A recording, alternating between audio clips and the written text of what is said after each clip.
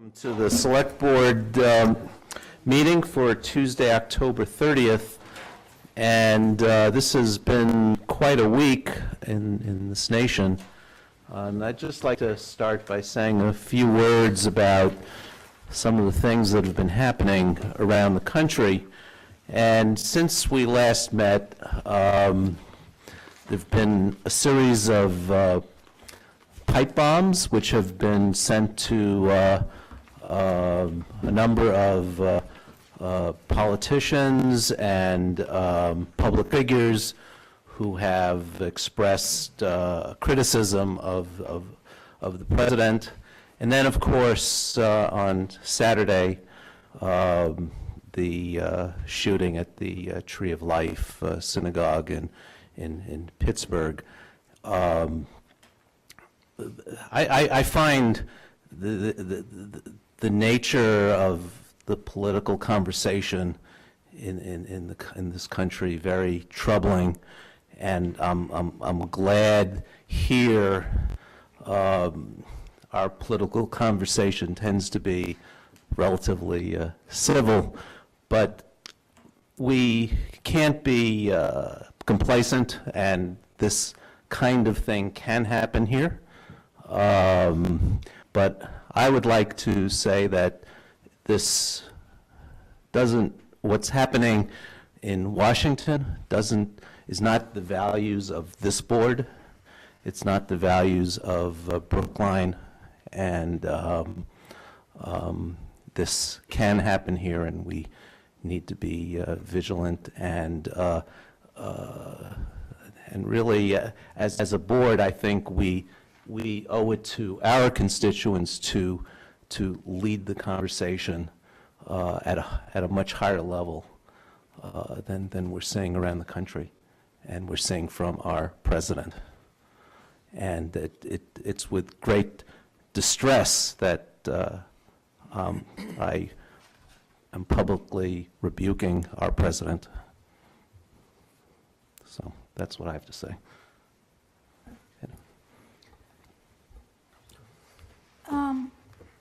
Well, I think that the first two words I'd like to start out with are gun control. If we had gun control in place and we didn't have people who were angry and unbalanced and hateful and hate people, hate others, they didn't have access to these weapons of mass destruction, I think we would see far fewer of these kinds of tragedies, and not only the tragedy in Pittsburgh, which is just heart-rending, sickening, but also Sandy Hook, and even Columbine, going back that far, and the other mass shootings around the country. I think that the other piece of it is the rhetoric, and I think Chair Rubashinsky is correct that we can't have someone who leads our country with that kind of rhetoric and denigrating of other people, and not expect people who follow him and who are angry themselves to actually act in ways that are so horrific. So but I do think if we focus on keeping weapons out of the hands of perpetrators, we would have a much safer society. Yeah, I'd like to add something. In addition to gun control, which is really just part of the problem, I think we do have to urge churches, synagogues, town halls, and other institutions to be aware of the threatening atmosphere around us and take minimal precautions. There was an incident that hasn't received as much reporting in the press last week involving a killing of two black people in Kentucky by a guy who's crazy, but who attempted to get into a church and couldn't get in because the doors were locked. And that type of simple step, saved us from another mass killing. So I urge, institutions to just think about those issues, and of course work with our police department to make sure that you get support from police where it's necessary. So the bombs mailed across America to prominent Democrats and the mass killing in Pittsburgh at the Tree of Life Synagogue, in my opinion, like Chairman Wyszynski and Select Person Daley said, consequences of... Heller. Pardon? I'm sorry, Heller. Thank you. These were the consequences of, the hateful venom being spread around the country by the administration that empowers and gives license to, haters to carry out their deeds. Back in 2017, after our president gave a hate-filled racist rant to applauding and laughing law enforcement officers in New York, in which he used a racist slur against Irish, saying, throw them into paddy wagons, a racist slur. I made the point that hate is indivisible. Hatred of black, Hispanic people can't be separated from the hatred of all people who are outside of, certain groups that consider themselves privileged. And I think the events of last week sort of reinforced that view that hatred is indivisible.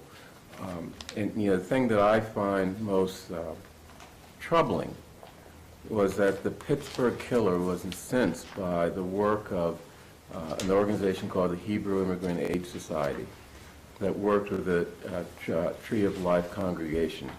His hatred of that group was really intense, and he hated it because it was helping immigrants and refugees. And of course that dovetails with the administration's current attack on refugees and immigrants coming into our country generally, but specifically from Latin America and South America. The Hebrew Immigrant Aid Society is an incredible organization founded to assist Jews fleeing pogroms in Russia and Eastern Europe back in the 1800s. But now it gives aid to everyone, irrespective of race or religion or nationality, helping immigrants and refugees coming into the U.S. It works with the State Department in doing that to the extent the State Department really does that, provides that assistance. And the president of the organization said something I thought was really, really moving. He said that now we welcome refugees not because they are Jewish, but because we are Jewish. And that sentiment is a sentiment we all should have. That as human beings, we should be welcoming people irrespective of who they are, what their race is, etc. I mean, and one way of putting it that I would put it is that the people of the Tree of Life congregation are my people. I'm not Jewish. I'm not white. I mean, not all the members of the congregation were white, but they're my people. And we all have to view it that way, because the hatred that's against us is indivisible, and our solidarity with people should be indivisible also. So, one thing that we can do, I'm going to just throw this out, I'm going to do it. After the November elections, when we have money left over after contributing to all the political campaigns across the state and across the country, why don't we make a contribution to the Hebrew Immigrant Aid Society to sort of support their ideals and the work they're doing for immigrants, or to aid immigrants and refugees. I think that's a small way, a way to sort of recognize and support that type of work and their ideals, and to make a statement that, the hatred that we're hearing from our leadership is not our hatred. It's the hatred of that narrow group of vile critters who currently have some power in this country. So. So I want to thank Select Person Green for bringing up the events in Kentucky this past week. I think that story has gotten maybe lost in a sea of other deeply troubling things. I had some written comments, but I'm going to, in the interest of time, paraphrase a little bit. I think the bomb mailing is really been troubling to me because these were individuals, prominent individuals in a news organization that really sought to hold their elected officials accountable. And I use that word, accountable, very purposefully. And maybe the most troubling thing to me about that story was that it sort of almost felt expected or blended into this sort of mosaic of troubling things that I hear or read about every day. What was shocking to me was that I wasn't really shocked when I heard about it. The events of Saturday in the Squirrel Hill neighborhood of Pittsburgh really deeply saddened and affected me. And beyond not sort of having the intellectual, moral framework in which to understand how this was possible, what really concerned me is, and stuck with me, is that the descriptions of Squirrel Hill felt eerily familiar to me. I couldn't help but be struck by the fact that I think if this town, if something as unfortunate happened in this town, we would hear many of the same descriptions of the community as are being used to describe Squirrel Hill. And then just today, I woke up this morning and picked up my phone and saw a news alert that the president was considering doing away with birthright citizenship for individuals who give birth who aren't citizens of this country. And together, these three stories sort of beyond opposition to a single elected official or a group of elected officials in Washington, it sort of signalizes to me, crystallizes that we're moving away from what has been, I think, the unifying principle of this country for so long, since its founding, and that sort of belief in a way of government and in the Constitution itself. And we're sort of moving slowly towards ethnic, religious, linguistic divisions and loyalties, which motivate so many other parts of the world. So I really hope that that we continue going forward to preserve this sort of transcendent identification of what it means to be American, that it's fidelity to a form of government, to a way of governing ourselves, and not to a particular belief system or language or tribal identity. So. And the rule of law. And the rule of law. I will try to make my comments brief. I'm looking forward to the town hall on gun violence that is being organized by Brookline High School students at a date to be determined. I want to take this opportunity to share my personal viewpoint on this subject. I grew up in Maine, where I was in a house with guns. They were locked up and they were legal. Most people there use guns for two purposes: protection and recreation. I have a healthy respect for guns and the harm that they can inflict on others. I do not hate guns, and I do not hate gun owners. I say all of this to make a point, that the time has come. I consider myself to be a moderate on this issue. I'm neither extreme. I don't want to outright ban guns, but I don't personally own a gun. In order for us to move forward,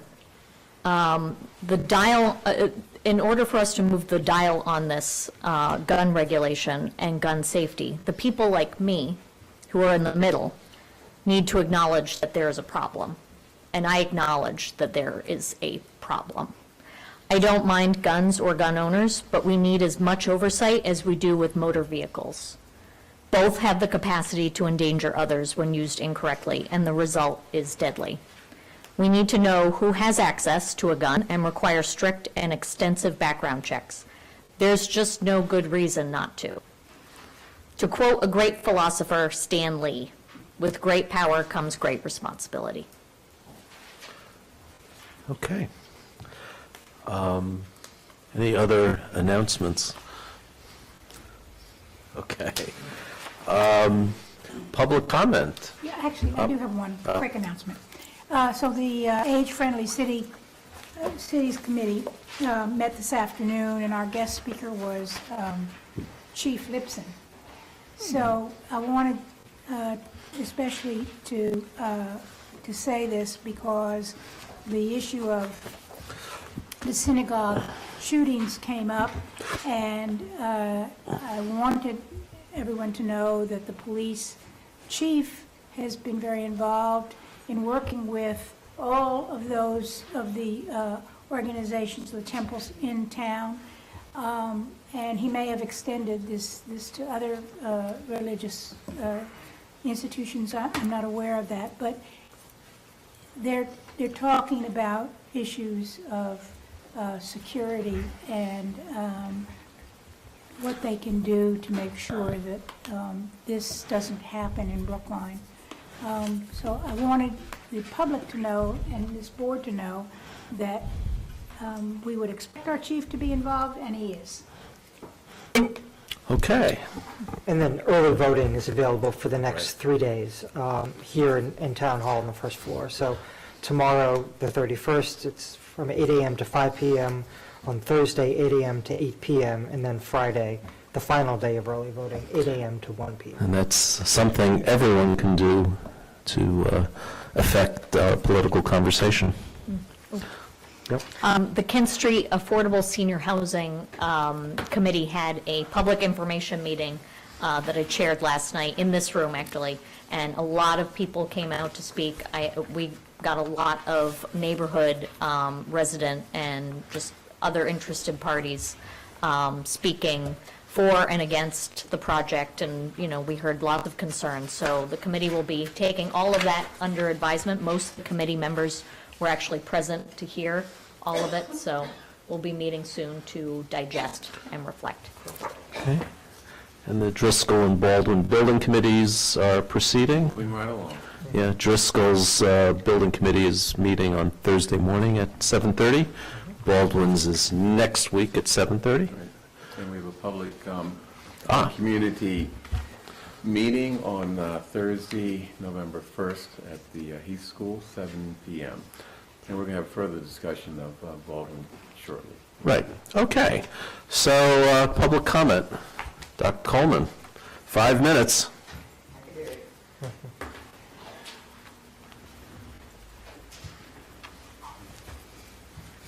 First of all,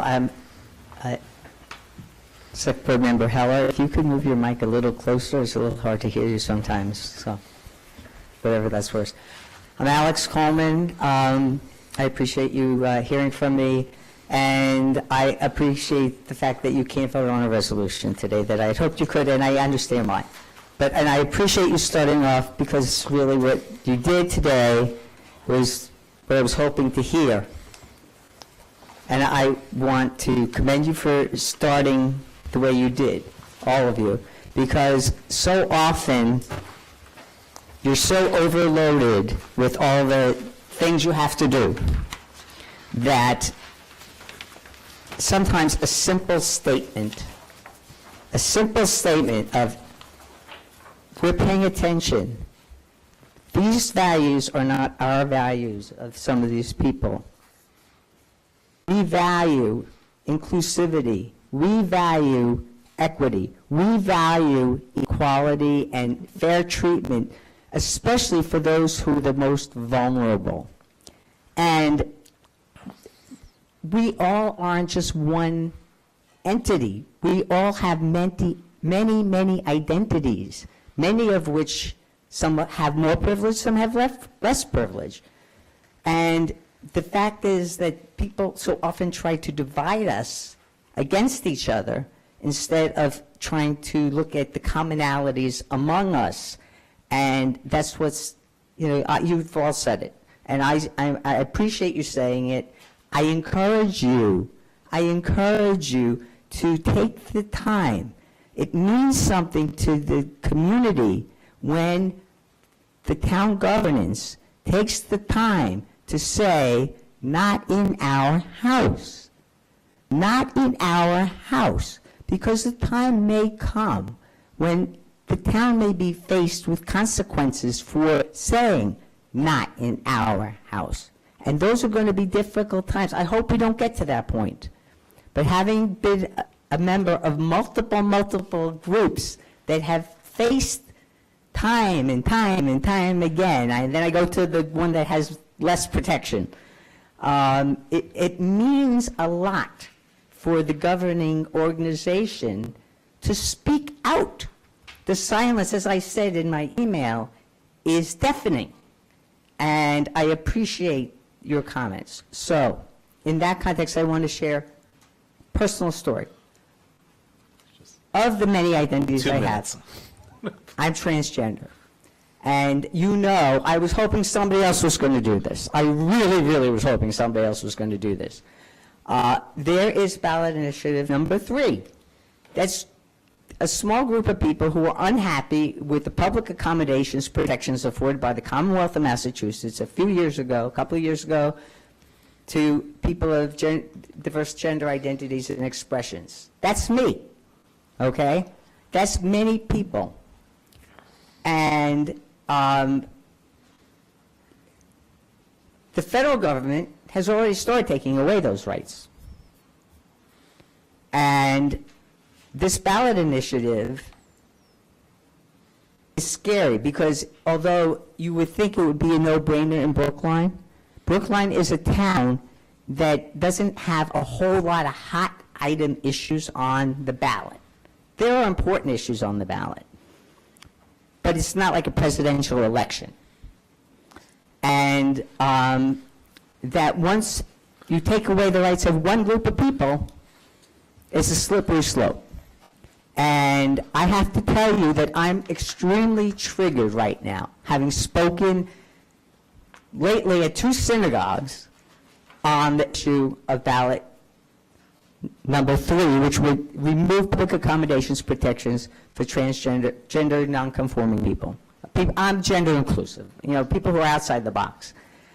And so I would like there to be a clear, I know that Neil Shinsky, as chair of the formerly known BOS, is signed on, and I assume that's with the approval of the board. If not, hopefully it will be. And I would ask, I'm not going to ask you for a vote, but I would ask to whatever extent you could make a statement or personal statement about this. I would appreciate it, because I tell you, I've had, even after we passed this, I had an incident that I reported, and the head of the senior center tonight is one of the people I reported to. I had an incident where I was told by a group of people who had invited me, some of the members invited me, to this event at the senior center that challenged my being there. Yeah. And this just happened. So I'm telling you that it's very, very personal, and it's important to hear from our leadership that you have our backs. Okay. Thank you. Thank you. And Can I add one thing, Alex, before you go?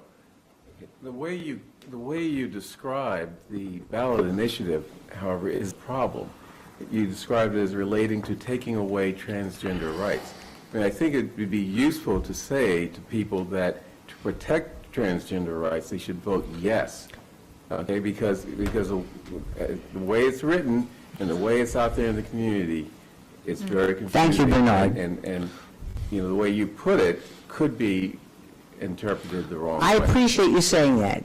The button says, yes on 3. That's the message. So you have a vast Yes audience. on Right. 3. Take advantage of it. Yes on 3. Everybody who's watching or streaming, yes on and 3. I'll say I personally support 3, and I'm with you. Thank you. I And appreciate it. many of us have signed commitments to vote yes on 3. And I support it in whatever way you want to use my name in that regard, you can. I will be voting yes on 3. Thank you. I've already voted. Early voting, early enough. Okay. Any other we've got questions? it. Thank you. We're Thank you, good. Bernard. Thank you. Thank you. Okay, now we have some business. We'll try to get through the miscellaneous items quickly, and then we have some very interesting things on our calendar tonight. So first is the minutes of October 16th. Anyone have any changes? I'm cool. I wasn't here, so. Okay.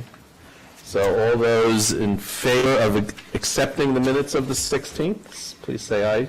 Selectperson Franco. Aye. Selectperson Heller. Aye. Selectperson Green. Abstain. Selectperson Hamilton. Aye. And the chair votes aye. Okay. We have a change order for $51,060.85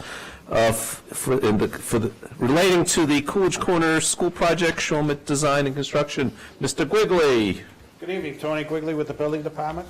As you indicated, this is change order number 28 for your consideration, the amount of $51,060.85. It consists of 22 different items. It has been discussed in detail with the Building Commission, approved by them in the school committee. And again, I can run through these. No. Just take questions if there's. Unless there are questions, anyone have any? The only question I have is how's the work proceeding and when's it going to be completed? Well, work on site, there's great progress being made on the punch list. There's a lot of commissioning work with the temperature control systems and the building systems. It's ongoing. That Right. will continue for quite some time. And we expected that. Yes, it's normal through different seasons for probably a year to make sure that the systems are operating properly. The green screen, I hope to get an update from the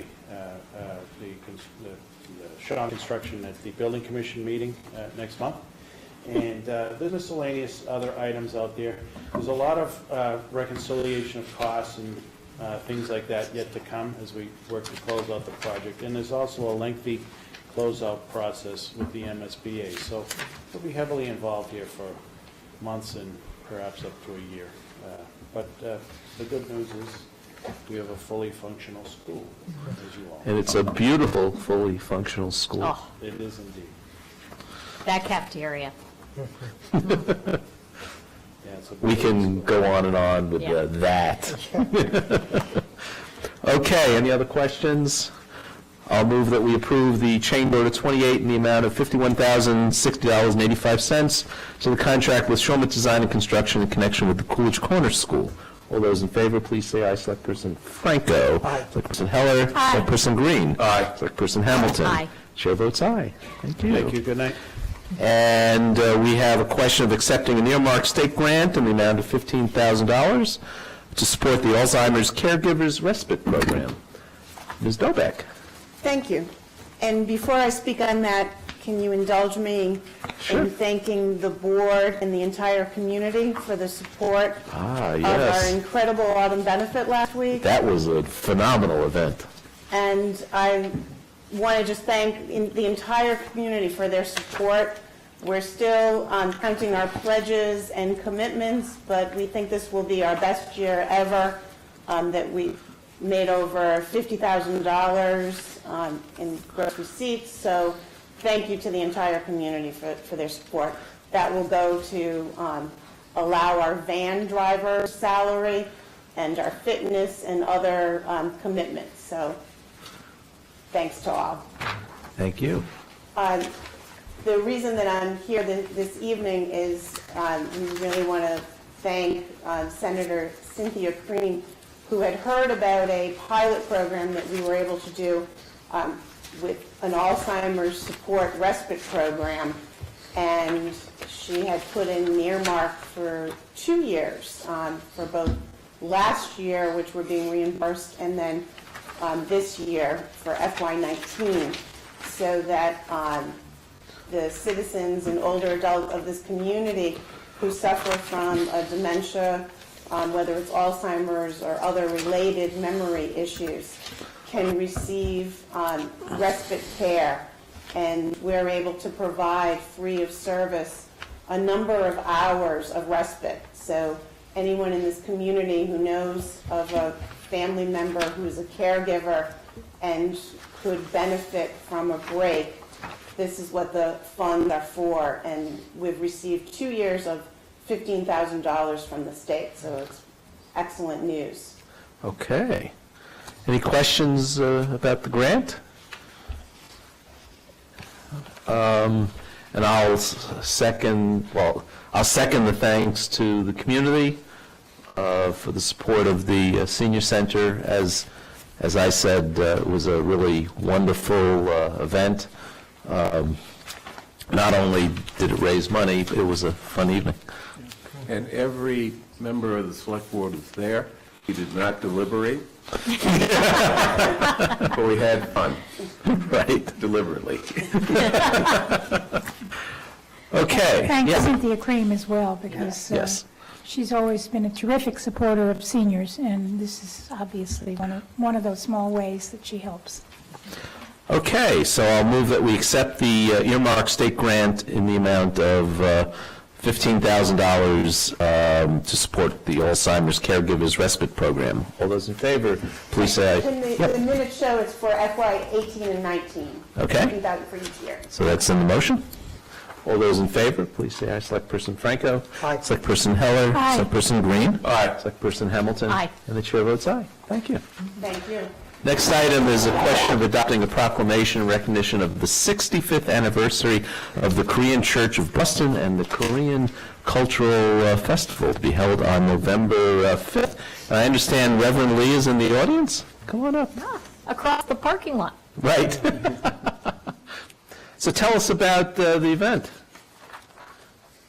Yes, I have small brochures to share and a small poster. Dear members of Select Board and friends of the town of Brookline, it is my privilege to invite you for the Korean Culture Festival Boston 2018. This event will be held on Saturday, November 3rd, to begin with Korean food tasting event at 5:30 p.m. and concert to follow at 7 p.m. This is the most exciting event of the church. Personally, I like to have it every year if possible, but too many resources needs to be provided. So anyway, Korean Cultural Festival has been held periodically since 2002 in order to express our thanks and friendship to the Brookline community. Each time, approximately 400 members of the Brookline community have joined us for an evening of entertainment and friendship, enjoying food and music. This year, recognizing that cultural diversity is a key feature of the Brookline community, Korean Cultural Festival Boston 2018 will feature various Korean cultural performances and food. We hope this can serve to foster cross-cultural exchange and friendship.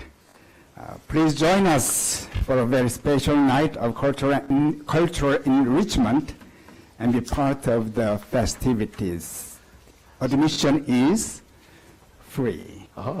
Everyone is welcome. So you've said food a few times. Food. Yeah, 5:30, the food is open to everyone, and at 7 o'clock, the performance begins. So we have a proclamation, which I'll read. Whereas the Korean Church of Boston has been a next-door neighbor to Town Hall, and it's right across the parking lot, since 1967, and whereas its congregation of 700 members will celebrate its 65th anniversary with a Korean cultural festival on Saturday, November 3rd, starting at 5:30 for the food and 7 o'clock for the entertainment.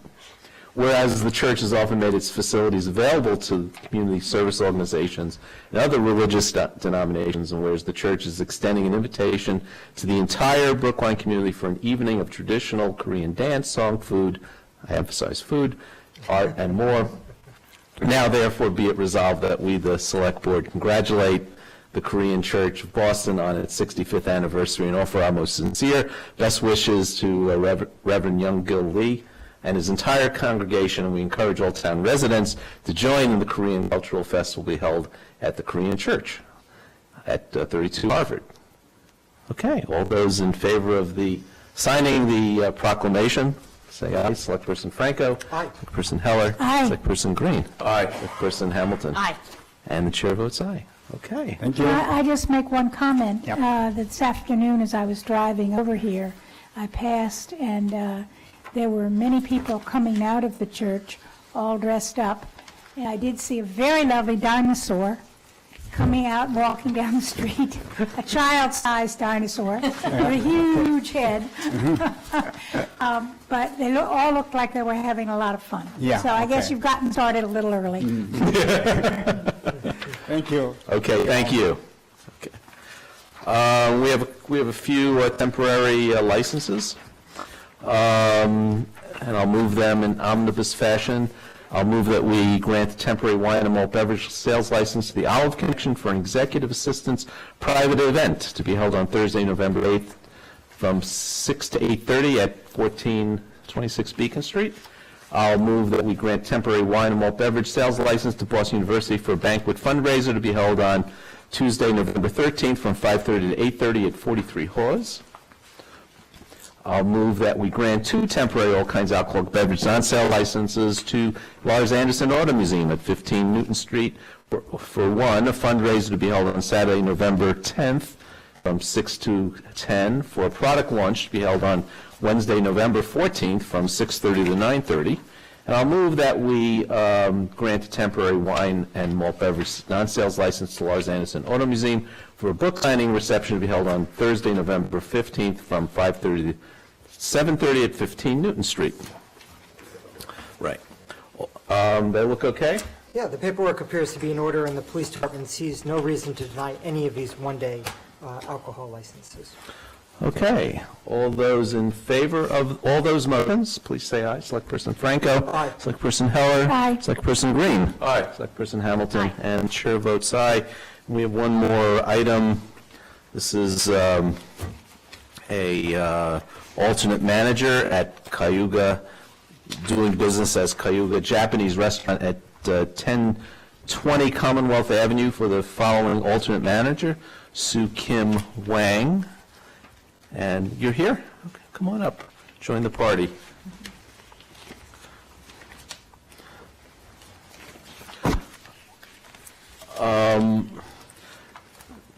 The one thing, there've been a number of incidents at this restaurant, so that makes me a little uneasy.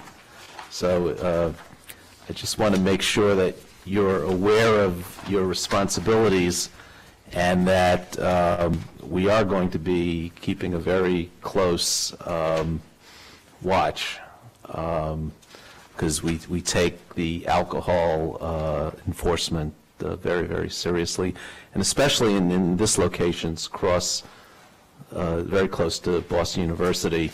The sidewalk is Boston, but the buildings buildings themselves, are in Brookline, so you're stuck with us. I know. Yeah, we try very hard. We've been there for over 15 and a half years so far. So there's a number of incidents, but not in the restaurant. It was always like a street. So when there's a couple of drunk driving, but as we reported, we didn't get anything violated because the even police officer inspected and then how much alcohol we served, and we did it very responsible. But I don't know, like as I am allergic to alcohol, I'm gonna be passed out at a half bottle of the beer, which is that's so we cannot take it, but we keep eye on, try to keep eye on every single customer. We're very being careful, especially with the fake IDs, anybody minors trying to drink or either.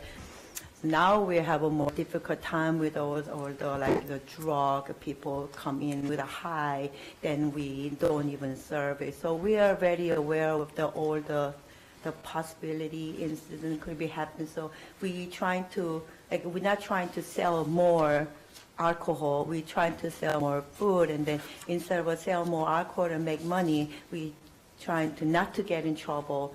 So that's how we've been trying. We've been there for a long time. We don't want those issues. So we just wanted to be there safe and then no trouble.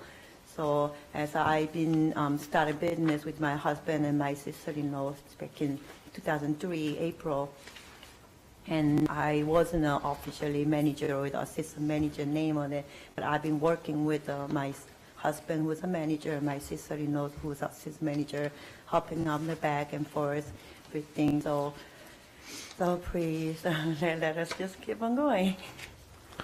Yeah. I note for the board that we had a couple liquor stings at your restaurant and you passed, so, and that's a good sign. But, you know, the incidents, the other incidents are a concern, and I assume that you'll be the third manager? That's right. Second I'm alternative my manager. husband is a manager, and then Your my sister? sister-in-law is an assistant manager, and I'm also applying for assistant manager. So I assume that you see that as increasing the monitoring of situation inside the restaurant to avoid incidents in the future. We try. So There are licenses coming up. All licenses are renewable at the end of the year. Yeah, so Yes. be on guard. I'll add that I find this is in my neighborhood, and I do find it quite troubling, some of these incidents. And they're not, they range, the ones that are cited here range back for about 5-6 years. But they're pretty consistent in, you know, they fail administrative, they may not fail stings, but you failed administrative inspections. And even more troubling is you have a number of incidents where people have left the restaurant and been accused of driving under the influence. There's some incidents of some violence. And these are troubling to me. And I hope that the fact that you're adding this, as I understand, you're adding an assistant manager? That this is an attempt to curtail that kind of behavior. But I also would suggest to you that you may need to take a look at your policies in terms of how many drinks you serve per person. Yeah. And, you know, if people want to, you know, don't want to abide by those, then they need to go someplace else. right. I mean, because it's going to reflect on you, it's going to reflect badly on your reputation and your standing in the town. So that's, you know, I agree that we'll be looking at it more closely, but it is troubling, and I would like you to convey that to your to your colleagues. Yeah, we'll try. So you yourself are TIPS certified? Yes. What did you learn during the training that you didn't already know? Oh, I've been trained multiple times since 2003. What are some of the things that they go over? Well, the trainings, because this last training I've done it last month, and then he was even practicing person to person when they like get intoxicated and then trying to get more drink and how to refuse with a politely, how to not to make feel bad and then just refuse and offer for something else. That's what we actually never done with the other class. So that was kind of, because I'm kind of like shy to say it in front of everybody in the class. With the customer, we're very easy, but when with others, so that was kind of challenging for me, which is all other class I've been taking, even in-person class, they never done it. So that was the good learn the last time I took their class. Okay. Okay, so I'll move that we approve the application of Cayuga Inc., doing business as Cayuga Japanese Restaurant at 1020 Commonwealth Avenue for the following alternate manager, Sue Kim Wang. All those in favor, please say aye. Select Person Franco? Aye. Select Person Heller? Aye. Select Person Green? Aye. Select Person Hamilton? Aye. And chair votes aye. Good luck. We don't want to see you back. Okay, on to our main calendar, and the first item is discussion of something that we actually don't do too often, and that is we've come to an agreement, and to me this is a pretty exciting agreement, with the owners of 15 to 19 Oak Street, which is adjacent to the Baldwin School property, for the purchase of the townhomes. This is really a strategic purchase for the town, and will really, we think, enhance the project, and not only will it enhance the project and give us control of both sides of Oak Street, which is important. Oak Street currently is a private way, and under the archaic rules of private ways, the adjacent property owners own up to the middle of the property, middle of the street. It's also I think the right thing to do, because these are the neighbors, I think, who are really impacted the most. So not only is it the right thing to do, it really helps the project. And we've asked Mr. Levy, who's the architect on the Baldwin School site, to think about some of the possibilities of how it enhances the project. And I've asked Mr. Levy to kind of show us briefly some of those possibilities. And these are very, very preliminary thoughts, and the real action is going to happen in the Baldwin Building Committee. But I thought it would be good for the community to see this and start thinking about how this can help the project, help the town, help the neighborhood. Mr. Levy. Thank you, Neil. I'm going to need to give you just a little bit of background. So we're in the sort of the middle of what's called the feasibility study phase of this project for the Baldwin expansion. And there are several different alternatives being studied. Just to give you an idea of the range of alternatives, these are models that show several of the options that are being considered for the site, and how conceptual it is. These are really more diagrams than anything else. But even at this early stage, we've learned enough about the limitations of the site to respond to the requests of the committee, Bernard and Julie, to comment on the advantages or disadvantages of adding more land. So if I could zoom you in just a little bit here. For those of you who know the site, this is Heath Street here. Route 9 is off to the left, to the north. To the right here, which is shown off the page, is the Baldwin School playground, and further to the south of that is the Sewell Recreation Center. And just to be clear, the current plans call for uninterrupted access to the Baldwin School playground, correct? Yes. Yeah. So Oak Street, as it's currently configured, provides access to the Baldwin School playground, and we're very aware that any changes to Oak Street or to the property adjoining it would have to address that need for access. So that just gives you the overall picture. This is one of several different options that are being studied. You can see how the building sort of maxes out the buildable area of the site. To the extent possible, we're trying to stay within a zoning bylaw, so that's a limitation. That just gives you a cursory understanding of where we are now. So now, let's see. So this is the same. Now we're just going to look at some plan views, which essentially is we're a bird flying over the site, and we're looking straight down Heath Street now at the top of the page. Oak Street is on the left here. Here's the footprint of one of the options that I just took as an example. It could have been any of them. One of the options.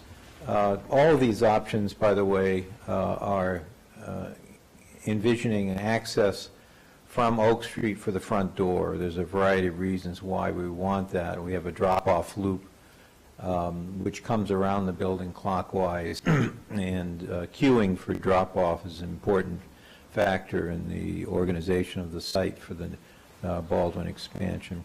So this dash line here, this red dash line, indicates the expanded site, the increased size of the site due to the acquisition, potential acquisition of the townhouse property here in this corner. Directly to the south of that, again for orientation, are the tennis courts and basketball court, tennis court / basketball court, and then off to the southeast is the Baldwin School playground, which is quite extensive and ranges off to the south here. So that's what we would add. So these are, I just advised of this not more than a few days ago, and I was asked to explore quickly what that would mean for our project. Well, the first option would be to add more parking. Why parking? Because parking on site is difficult to achieve. It's not, I shouldn't say, it just takes money. So the way we're currently thinking of it is that there would be parking under the building, some quantity of parking. It hasn't been determined yet how that parking will interact with on-street parking for staff, but there will be some quantity of parking perhaps under the building.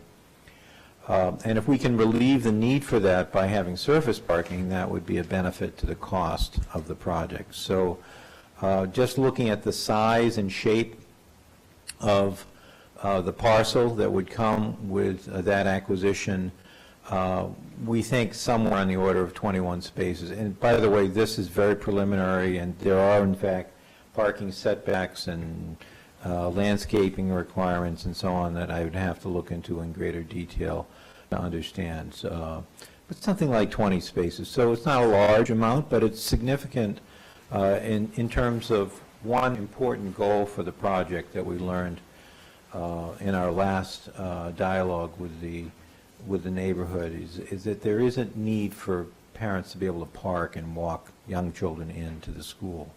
So that might be one of the purposes of this on-site parking.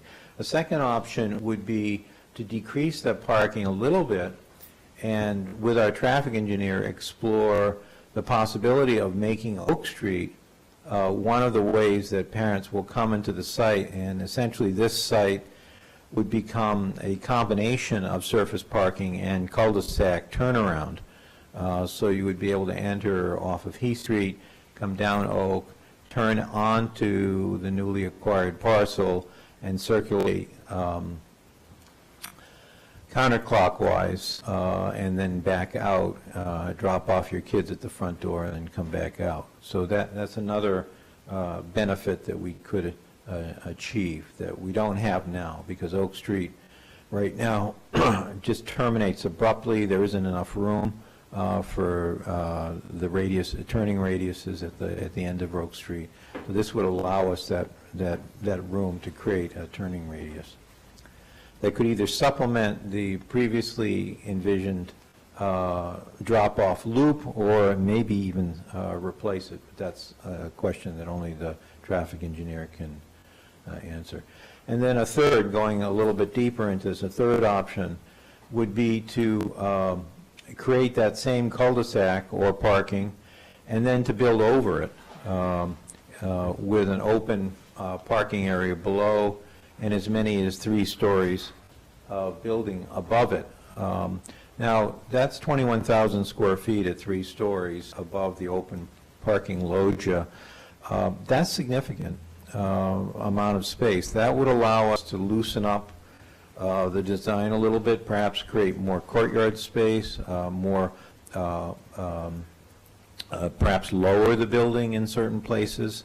So it would give us more design flexibility in terms of the very tight zoning envelope that we're working with now. Just to give you a sense, we made a three-dimensional view, just to give you, because it's a little bit complex. So this is Oak Street, this is Heath Street in the foreground, Oak Street. For this option, again, there are several options being considered, so I don't want you to be concerned that we're going in one direction, any one particular direction at this point.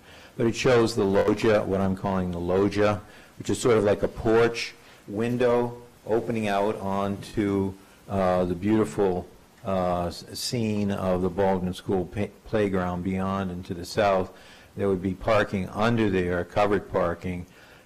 This might even facilitate handicapped accessible drop-off under this loggia, sort of porte cochere loggia, and then you would have circulation around. We wouldn't be cutting off accessibility to the playground with this, right? No, I don't think so. I mean, we could have marked crosswalks that would get you through, and I mean, there are plenty of instances where you have pedestrians and vehicles coexisting. I wouldn't want to make it the primary route for children to access it from the school. That's not the idea. But in terms of public access, it's not inconsistent with other places of public access that combine vehicles and pedestrians. And then finally, the simplest approach, and one that may be actually of the most value, depending on how things play out, would be to create more play space on site that's fully apart from the official Baldwin School playground, but we may want to have that play space on a school site proper. So those are the options that are unlocked by the addition of this seemingly small parcel, but it actually does quite a lot for us. It's quite strategic for us. I think so, yes. Any questions from the board? I'll just state, this is going to be the subject of a town meeting warrant article that we're calling for special town meeting on December 13th.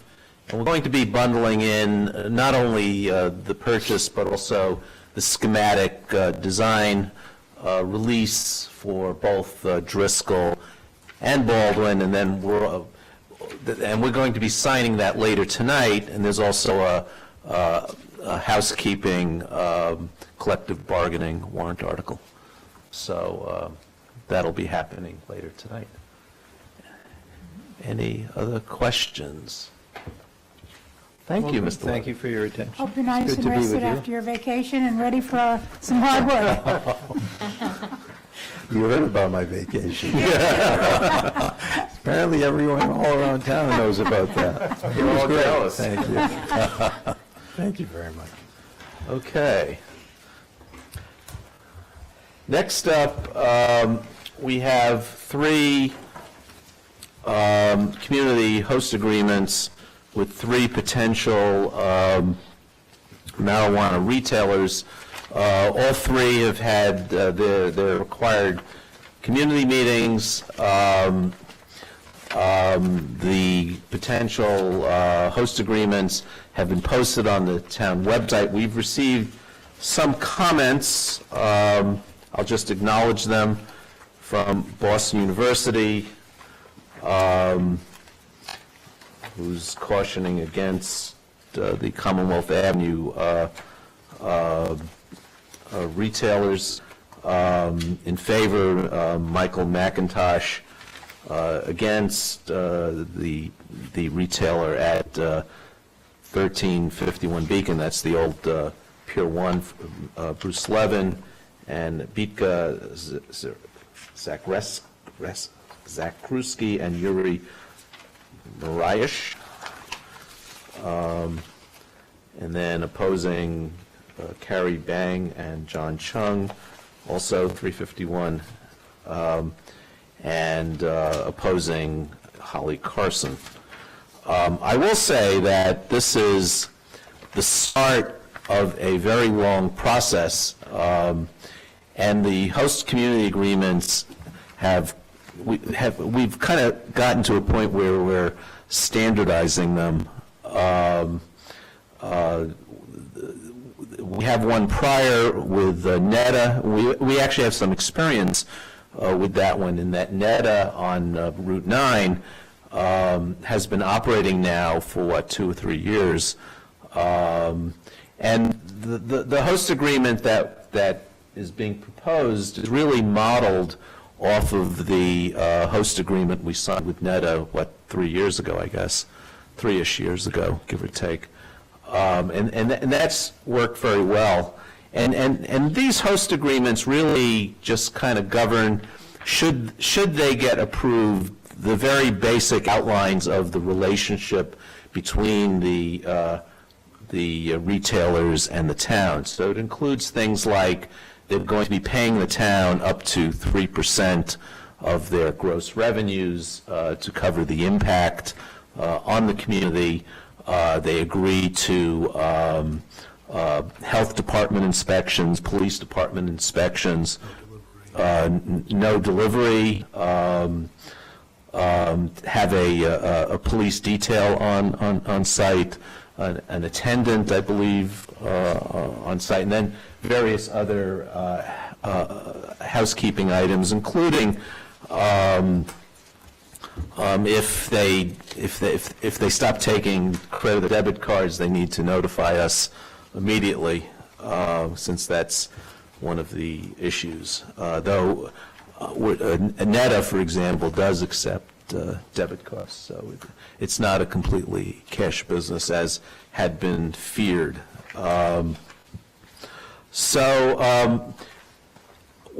We put this out there with the intent of the public seeing these agreements, and if there's anyone here who wishes to speak to these agreements, I'll be happy to hear them. I just want to clarify on one point. You gave reference to the fact that this is an early step in a long process. But I didn't go through the other steps. I think it's just benefits us reinforcing the fact that all these proposed retailers have to come back to the town following issuance of a state license, assuming they get that license, to have a very specific conversation about how they're going to operate in town, and that includes, oversight of signage, oversight of traffic, some pretty detailed conversations with not only town departments, but also boards and commissions, culminating with this board having another opportunity to ask questions and seek elimination, if not mitigation, of some of the concerns that have rightfully been raised about some of these proposed establishments. So by no way, shape, or form are these host agreements the last time that the town and presumably this board are going to have a conversation about these topics.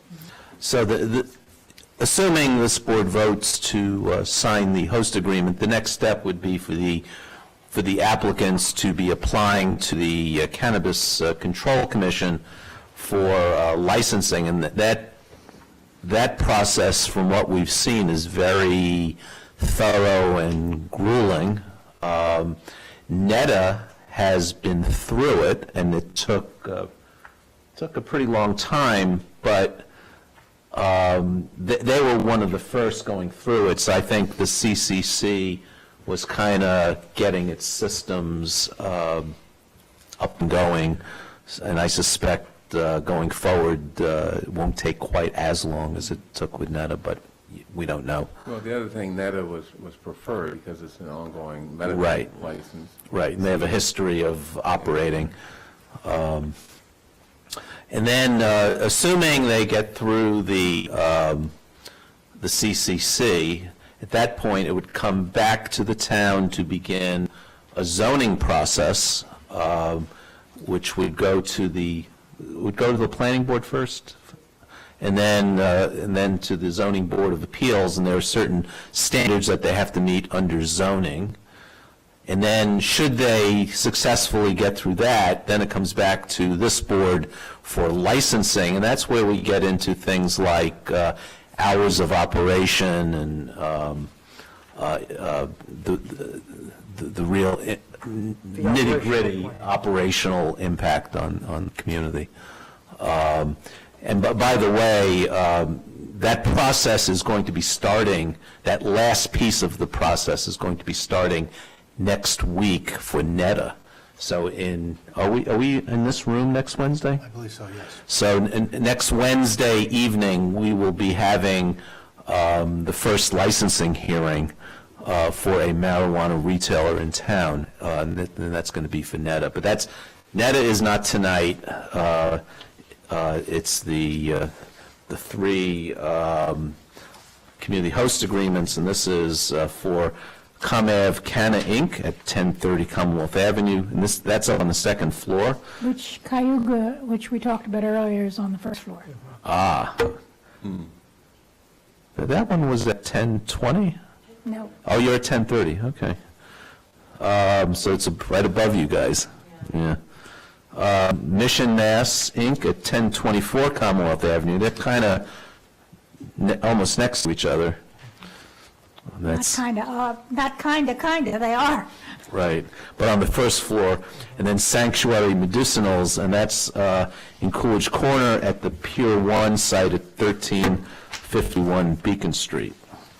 Does anyone on the board have any questions? We've been through this before. And we had a dialogue about it last week, so this is the second time that Right, members of this board are seeing these agreements, so. right. And, my query last week was whether we were stuck with the provisions of this in our licensing, and the answer is no from town council, that there is a stipulation which says that if any of this conflicts with state or local law or regulation, or with a condition imposed by the Cannabis Control Commission, or the Select Board license, or Town Zoning Board of Appeals, those groups, those agencies, their law, regulation, license, or permit control shall be in effect, shall overrule the host agreement. So I think that's important for us to state and to know. Select Person Green. Yeah, I'd also like to urge people who have concerns with the marijuana establishments coming into their communities to actually read these host community agreements. I mean, it does show many of the, not all, but many of the restrictions that these establishments will be operating under that are designed to ensure that the impact on the community and the neighborhood is, the broader community as well as the immediate neighborhood is as small as possible, and that, there are no spillover effects that affect public safety, just the sort of atmosphere in the community, et cetera. So. Okay, so with that said, I'm going to move, Does anybody want to? yeah, I asked, but I'll ask again, if there's anyone wish to speak to this, I'll take public comment. I see none. Okay, so I'll move that we approve the host community agreements with the following marijuana establishments: Com Avenue, Canna Inc., 1030 Commonwealth Avenue, second floor; Mission Ma Inc., I wonder if they mean Mass, but Massachusetts. Oh, Massachusetts Inc., 1024 Commonwealth Avenue, and Sanctuary Medicinals at 1351 Beacon Street. All those in favor, please say aye. Select Person Franco. Aye. Select Person Heller. Aye. Select Person Green. Aye. Select Person Hamilton. Aye.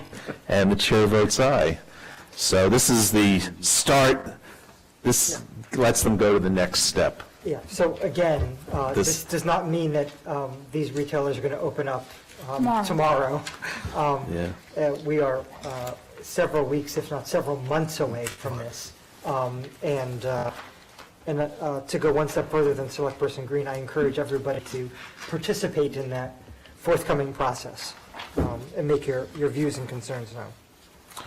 Okay.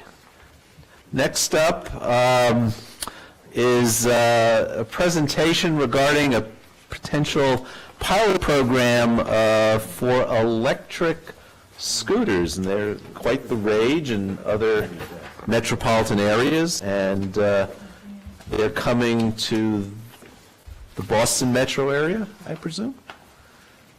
Maybe?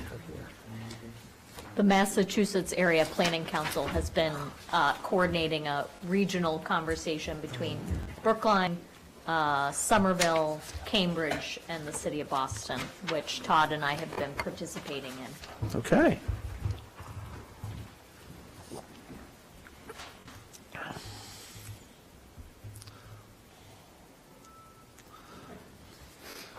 Okay, Mr. Crane. Todd Crane, Train Station Administrator for the town of Brookline. As Select Board Member Hamilton said, scooters have started spreading throughout the United States in 2017. We knew that it was a matter of time before they started targeting coming into the greater Boston market.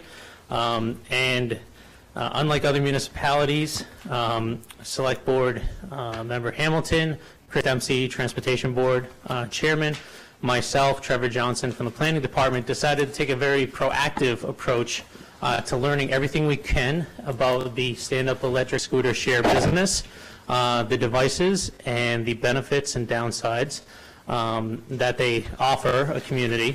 And beginning in midsummer, we started meeting with two of the companies that were active in the area to learn everything we can. And we started working towards a draft pilot license agreement that would allow them to operate legally in Brookline on Brookline's terms. And we're at the point in the process where we thought it was best to come before the board, provide you with an update, and get direction on where we should go from here. You do have copies of the presentation in front of you to follow along. Stand-up electric scooters, they're commonly known as e-scooters or electric scooters. The characteristics of the scooters themselves, as you see, one from Bird is positioned right in front of in the front of the room here. They're a micro-mobility device that require users to stand. They're e-assist, which means that the user must first start kicking in order to move the scooter, and then the throttle will engage. You cannot simply stand on it and press the throttle and move forward. They have hand brakes and low-profile tandem tires.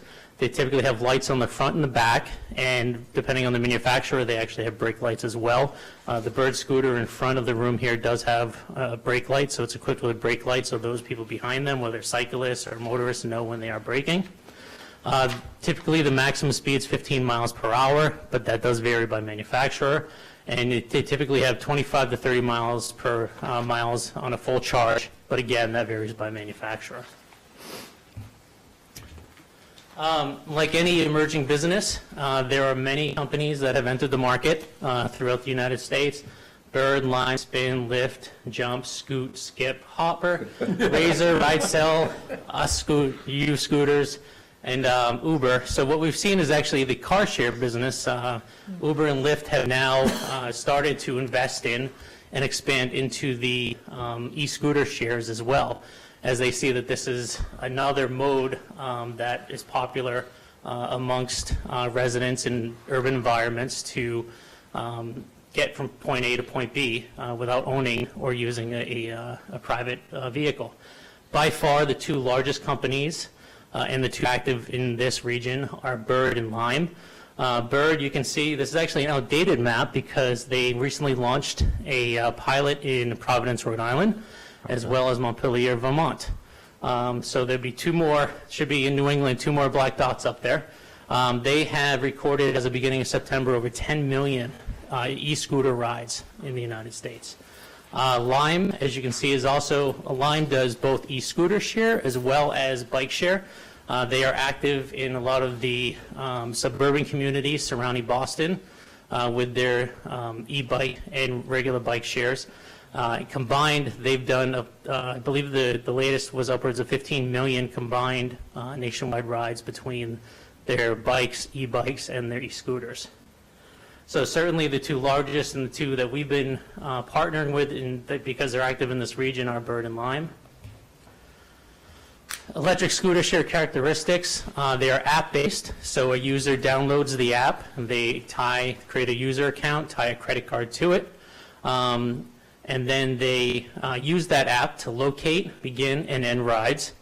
They are dockless, so they are not only not only able to penetrate sort of the urban environments, they also can penetrate suburban areas of the town like South Brookline or up on Aspinwall Hill or Corey Hill, where they necessarily would be difficult to do more of a docking system. So they're one of the benefits is that they could penetrate a large area of the town and offer the vehicles throughout the town. The scooters are removed nightly for charging and then reset in the morning based on different demographics in terms of information that the companies collect on where the desired riders are. So they reset each morning to target their customer base. Users must be 18 years old or older to operate. They must operate in the bike lane, multi-use paths, or on street only. They're not allowed to operate in sidewalks. They must wear a helmet, and they must also follow all applicable traffic laws. So how does an e-share work? They all pretty much work the same. Essentially, you have the app. Using that, you locate the nearest scooter. You unlock it. There's various educational messages on the app itself, reminding you to use a helmet, letting you know how to get started, where the throttle is, proper placement, reminding you where to ride, not the sidewalk, showing you where the handbrake is. Then when you're done, once you reach your destination and you're going to park, it reminds you how to park it, where the proper location is to park it. And then you end your ride using the app and you go about your way. So why are people attracted to e-scooter share companies?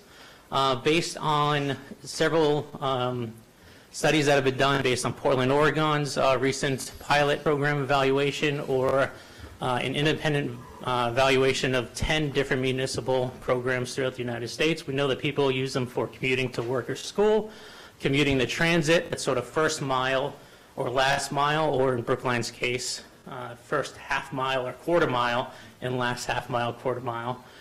Going to commercial areas for shopping, restaurants, socializing, and recreational purposes. The reasons why people prefer e-scooters or like to use the e-scooters: they're quick and reliable, they're cheaper and more environmentally friendly than automobiles, and they're convenient.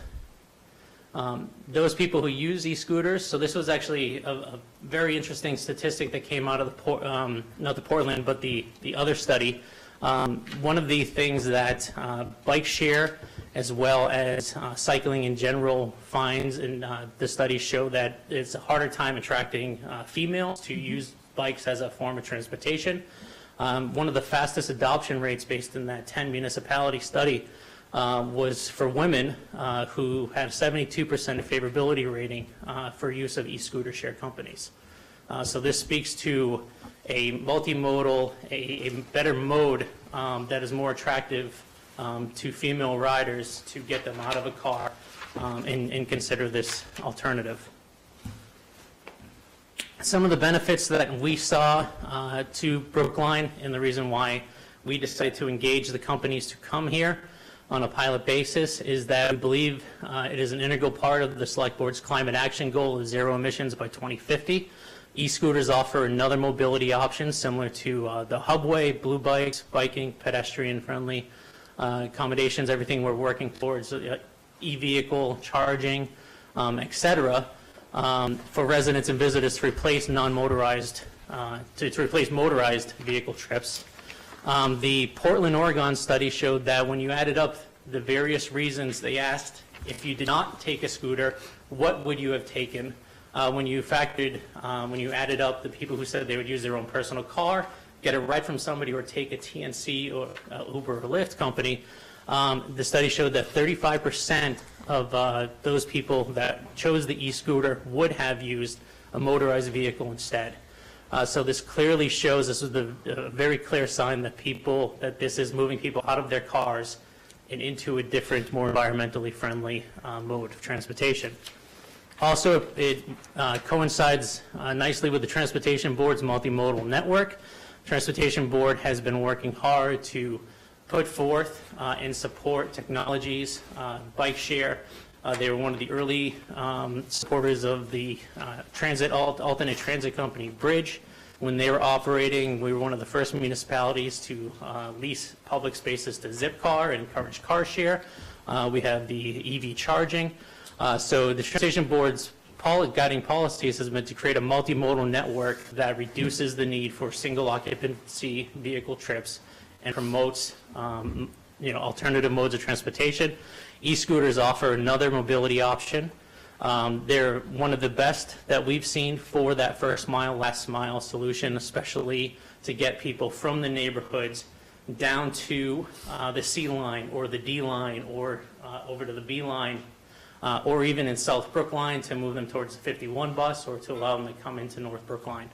That dockless feature that I spoke about before is also, makes it inexpensive for them to spread out and access. And the difference in the benefit that we see with a dockless scooter is they're much more compact than a dockless bike, so they fit a lot easier on the tree lawns. They're not as bulky, so they don't interfere with the sidewalks. Also, TDM. So we all know that we are tackling the issue of parking and transportation demand management for town employees. For those that do not bring their own cars, we know that the town has a very limited number of town-owned pool cars that employees share to get from one building to another for business purposes. Some of the people that don't have access to that have been known to take an Uber, a Lyft.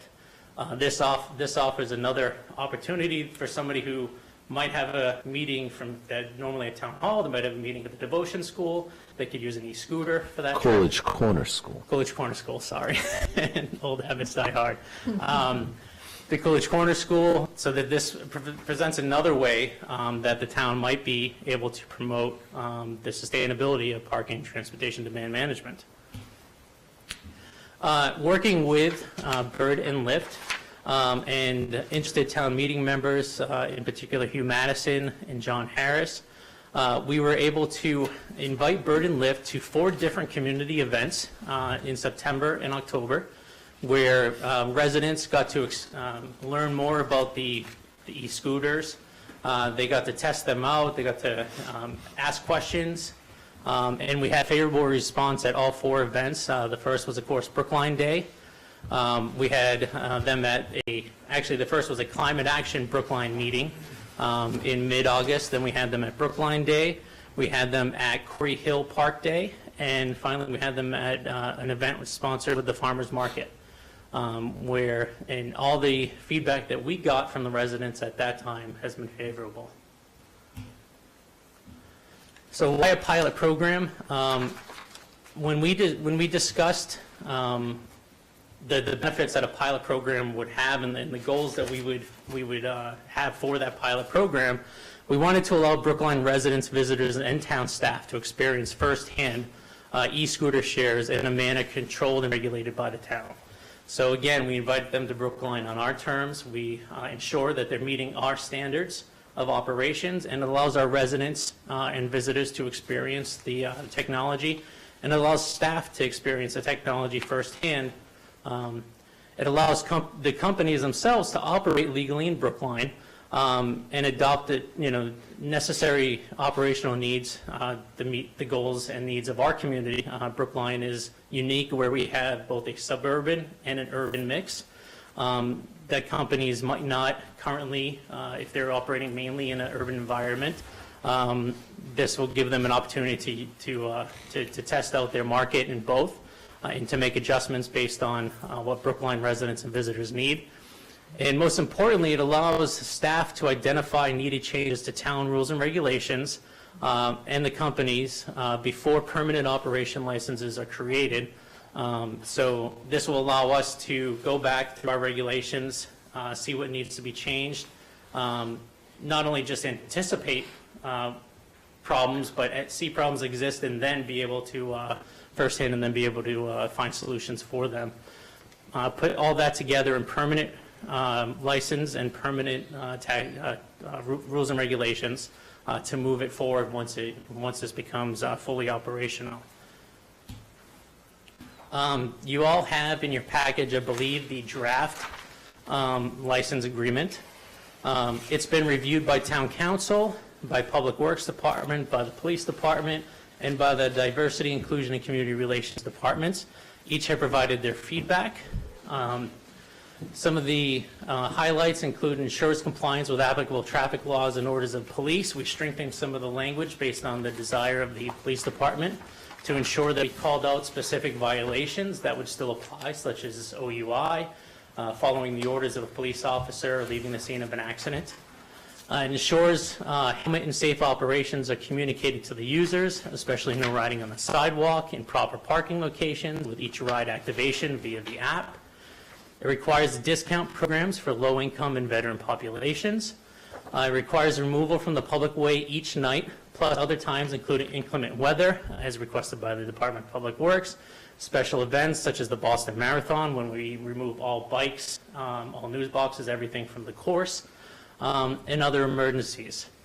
It links directly to Brookline Line via email to ensure rapid response to reported issues. So if a user, a resident on the street, sees a scooter that's parked blocking a sidewalk, they can take a picture, upload it to Brookline Line. The town will be notified and the company will be notified so that they can come out and rectify the situation. It includes language for data protection and PCI compliance. It requires, as required data sharing with the town. Could you tell us what PCI stands for? It comes up in the draft agreement and elsewhere. Yeah, so it's, I forget exactly what they stand for, but it has to deal with credit card security regulations where you have to meet a federal standard based on data protection for credit card transactions. It's one of the things that we put in order to ensure that our residents, and pretty much all the agreements we do, that our residents can be sure that their credit card data is protected. So it's on our parking meter contracts, it's on all of our contracts that we do. Also, Could you explain that in the agreement? Huh? Could you explain that in the agreement? Yeah, I can. Because, I mean, PCI just throws us off. Yeah, okay. I'll go back and look. It might actually, but I don't want to, there's other people who want to talk, so I'll look for it. And if not, then we will call it out specifically. It is required data sharing with town employees for planning purposes. It'll help us to know where residents who have these desires for micromobility, where they're going, where they're coming from, where they're going, so that we can plan. Again, these types of devices use bike lanes or multi-use paths, so it could help educate us as we move forward, incorporating the Master Green Routes Network Plan for bicycle planning. And it includes, per the town council, who strengthened the language, a liability protection and pilot fee structure for the town. So here's just some various pictures of Brookline people riding the scooters at the various different events. You'll see the police chief there, Hugh Madison, John Harris, our soon-to-be state representative, Tommy Vitolo, and others in the community that have tested these out at these various events. Right now, I'd like to turn it over. We have representatives from both companies, from Bird and Lime. So I'd like to turn it over. First, I'm going to introduce Hannah Smith, who is the Government Relations Manager for Bird.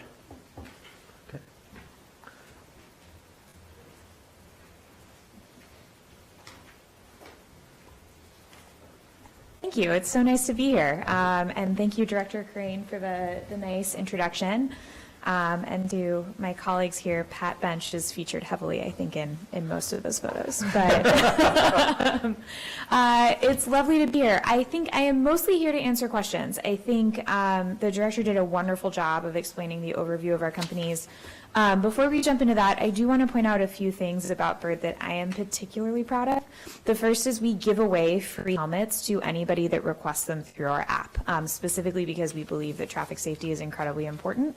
The helmets that we give away are the ones that we have here, and in our first year of operation, we gave away 50,000 free helmets alone.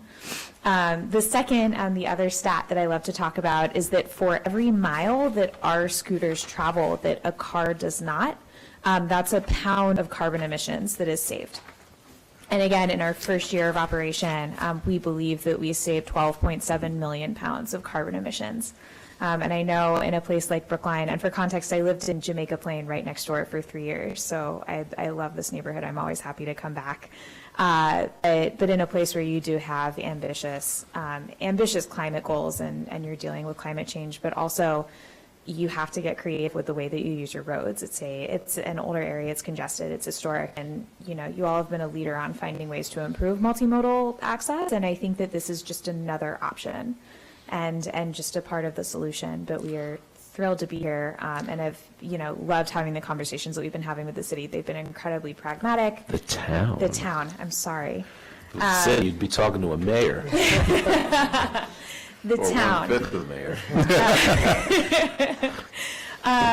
But yeah, I mean, I think with that, do you have any questions? Is there anything that I can clarify or be helpful with? So your company, where else are you operating in New England? In New England. So we are operating in over 100 cities worldwide. I think your closest neighbor is Providence. We're also in Montpelier. The next closest is Washington, D.C. So Bird itself is a Los Angeles-based company. I am based with the rest of the East Coast team in New York City. But we've been working our way east for about a year now. Are you in New York? Has New York started? So we're deep in conversation, but New York has some more sort of council-based legal issues that we're working through currently. But hopefully in the next number of months. Okay. Ben, I know you have questions. They're more general in nature. I don't know if I should ask them now or address them to Todd once we finish the Yeah, so why don't, presentation. Yeah, sure. Thank you. Well, I have a question. Yeah. So you're encouraging or requiring people to wear helmets. Yes. How do they get the helmets? Are they hanging on the bikes, or So- do you expect them to bring their own? Or? Yeah, that's a great question. In terms of operating, we ask for parity with bike laws. So it is actually on the rider to sort of produce and carry their own helmets. That being said, we do as a company get creative in the ways that we do provide helmets. So, I know in other areas we have boxes of helmets that we give to local businesses where people can walk in before they rent a scooter and pick up a helmet, and they can keep that helmet. It's theirs. We mail free helmets to anybody who requests them, and then the other thing that we do is we do helmet giveaways in the municipalities that we do operate in. So, at hopefully Brookline Day next year, we can have a big table with some scooters and some helmets to give away, and any other situation where it makes sense and is appropriate for us to be there, we will. I actually have a question. One of the things that I was impressed with Bird in our early conversations was, there has been a lot of apprehension about e-bikes in particular, and now with e-scooters. When somebody has done their trip, they're just going to discard it on the sidewalk. It's going to be a tripping hazard. But you guys require a picture be taken at the end of the trip in order to ensure that the scooter is not blocking the public way. We do, that's correct. So we found that it's a helpful accountability measure, but the behavioral nudge of requiring somebody to properly close out their ride is helpful. We also require the people who place our scooters on the road every morning to take photos of where they place them for a similar reason, to make sure that they're placed appropriately every morning. And then the other thing, which I believe is going to be announced tomorrow, which I'm really excited about, is we're calling it community mode in our app. So our entire sort of system is software-based. It's in an app that lives on smartphones.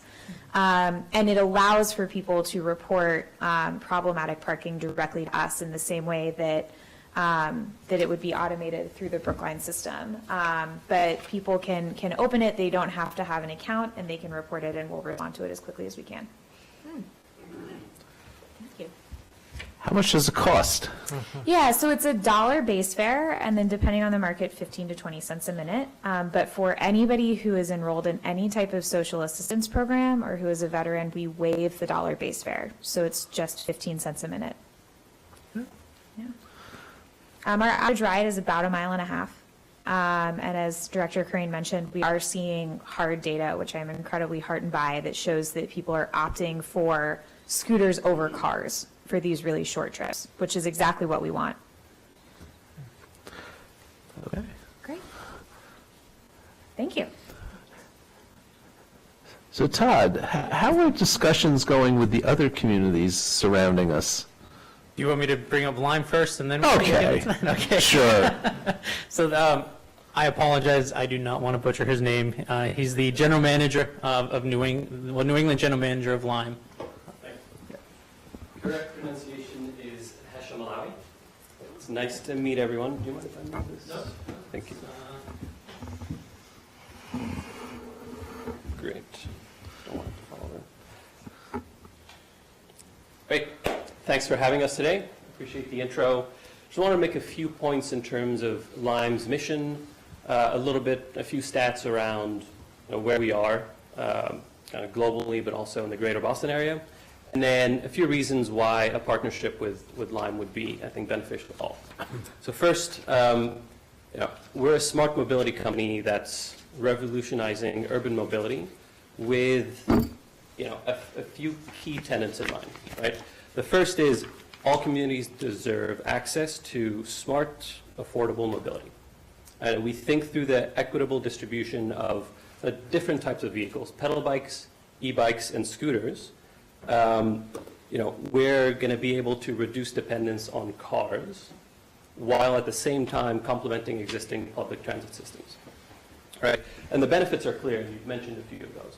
You reduce congestion, you're freeing up parking spaces, you're improving air quality, it costs less. And ultimately, you're leaving a future generation with a healthier, greener planet, right? That's ultimately what this is about. So in short, we're bringing the future of mobilities to cities and towns.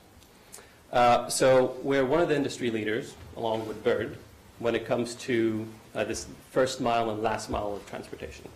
We're in 100 cities across US, Europe, and Asia. We have now reached 15 million trips across pedal bikes, e-bikes, and scooters. And as I mentioned, we offer the full range of products. So it's not just scooters. Some communities need pedals or pedal bikes. Some need all three, only one, so we have that flexibility. So why specifically partner with Lyme? A few reasons. One is, the approach really is to work with the community and build kind of a long-term partnership. It's understanding your mobility needs and figuring out how we can plug in. All right? So working collaboratively, hiring locally. We offer a Lyme Access program, so that's discounts for low-income and veteran communities. And as you know, the advantage of a dockless system is that there really is no cost, right? There's no infrastructure that goes with setting up the docks. And you can be really flexible when it comes to, this part of the town doesn't need as many bikes, as many scooters, so let's move them, right? We have deep experience in the greater Boston and metro area. So through MAPC, we've launched a number of pedal bikes, and my colleague Kyle here, who's the operations manager, can tell you much more about that.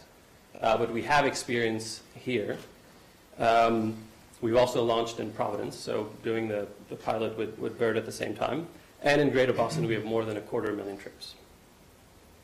And then finally, I just want to add a few stats around really the goal of improving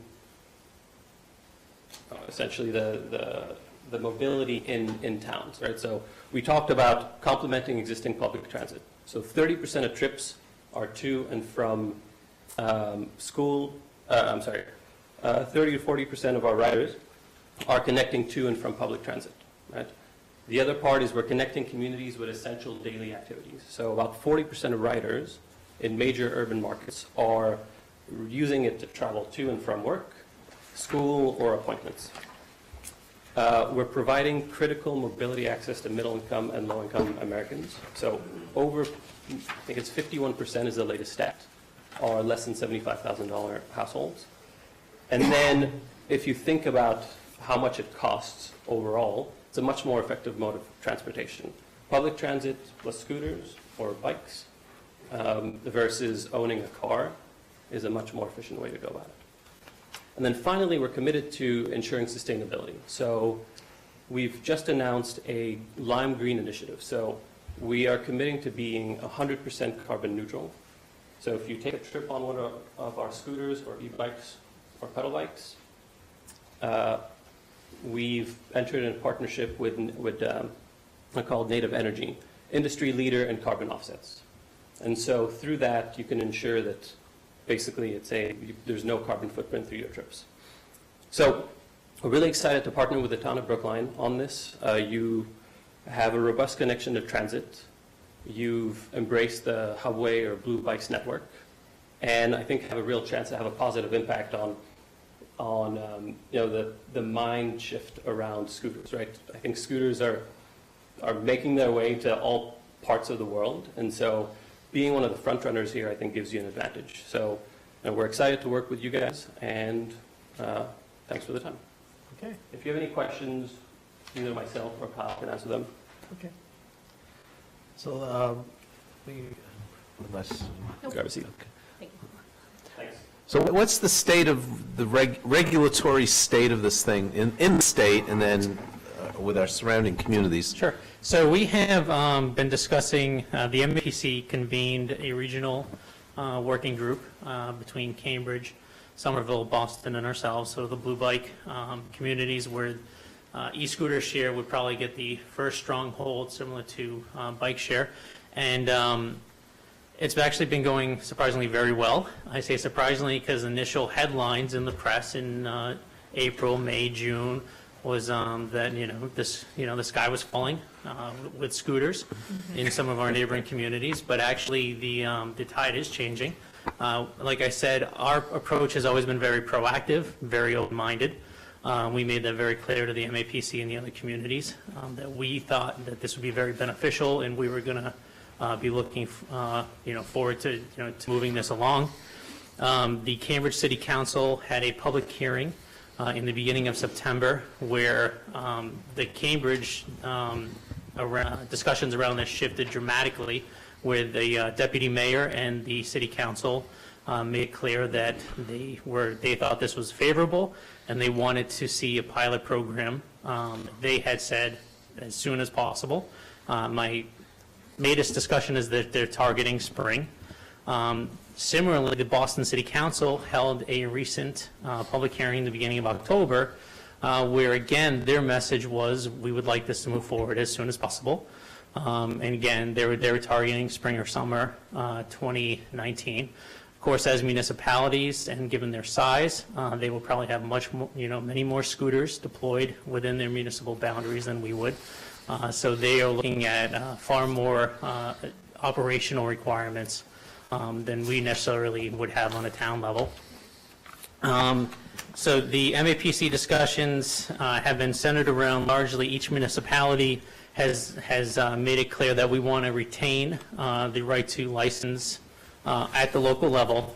However, we are interested in sort of establishing a regional set of criteria so that companies coming into the region know that whether they're going to Brookline or Cambridge or Somerville or Boston, Newton as well has shown interest. We're expecting companies to operate under these sort of regional conditions.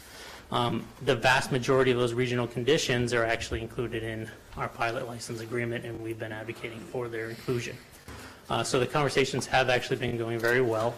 There is some early questions have been whether these are legal to operate in Massachusetts. A Chapter 90 defines scooters. Again, this law was passed in 2008, long before this thing was ever developed. It was meant to address mopeds that operated at under 55 cc's, so they didn't trigger the need for a license plate. These were flooding the market, and communities and the registry of motor vehicles and Mass DOT entered in changes in the state law. Chapter 90 specifically requires for scooters that they operate during daylight hours only, that they be equipped with headlight, rear lights, brake lights, and turn signals. And that you have to be 18 plus, and you must have a Massachusetts driver's license in order to operate, amongst other requirements. There was a discussion on whether that state law applied to these. There has been, Mass DOT initially said that they were going to come out with a comprehensive guidance to the municipalities. They have since backed off of that. However, their chief spokesman did release a statement saying that in Mass DOT, in their view, Chapter 90, the Chapter 90, I think it's Section E, was never meant to apply to these types of devices, and there is already movement within the state legislature to actually amend the legislation to remove these from this. They know that Brookline and other municipalities are looking at doing pilot programs before that takes place, and the Mass DOT Legal Counsel said that they're not going to enforce Chapter 90, Section E. That's not their job. They're leaving it to each municipality to make the decision themselves, and their police department as the enforcing group. Yeah. Sorry, I just want Sure. to, there are two town meeting members who took a very strong interest in this and have organized those public events that wanted to address you as well. Hugh Madison and John Harris, I didn't want to forget them. Yeah, I won't forget them.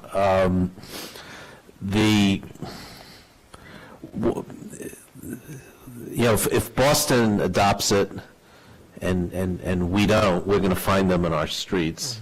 And then if we adopt them and Boston doesn't, Boston's going to find them on their streets. So it kind of like with blue bikes, it just makes sense for the two municipalities to kind of be working together. And on the same timeline. Yeah, and on the same timeline. I think Cambridge, they're across the river. There'll be some interoperability, but not quite as much as with Boston, though. Newton will, if we do it, say, like a Cleveland Circle, well, Cleveland Circle's in Boston, but, then they'll migrate over to Boston College, and, so it really makes a lot of sense for the municipalities to work together. Yeah, so we are working together, and again, we all wanted to, in the very beginning, we said, we wanted to do this on our own individual timelines and based on our own comfort level within the community and have the local licensing. We have done this, these 4 events. We've met with the companies. We've discussed this in the community. And, our concern is that the cities are moving much slower. The reason why is because, again, they have a lot more operational requirements. Boston has made public statements that they believe that they have to up the staffing of their department that handles blue bikes and these in order to be responsive to regulate the industry. Cambridge had similar statements at their public hearing. So my concern is that if we move on their, if we sort of sit back and wait for them to sort of catch up to where we are, we're going to miss out on an opportunity to bring these and start benefiting from them, on Brookline's terms and on Brookline's timeline. That's why what we did is with the license agreement, we tried to incorporate as many of those regional standards that are now sort of taking shape within the MAPC so that we're right in line with those. But again, we wanted to bring it to you and get feedback on timeline so that's on Brookline's terms. Well, and this is a similar issue to the blue bikes and the dockless bikes.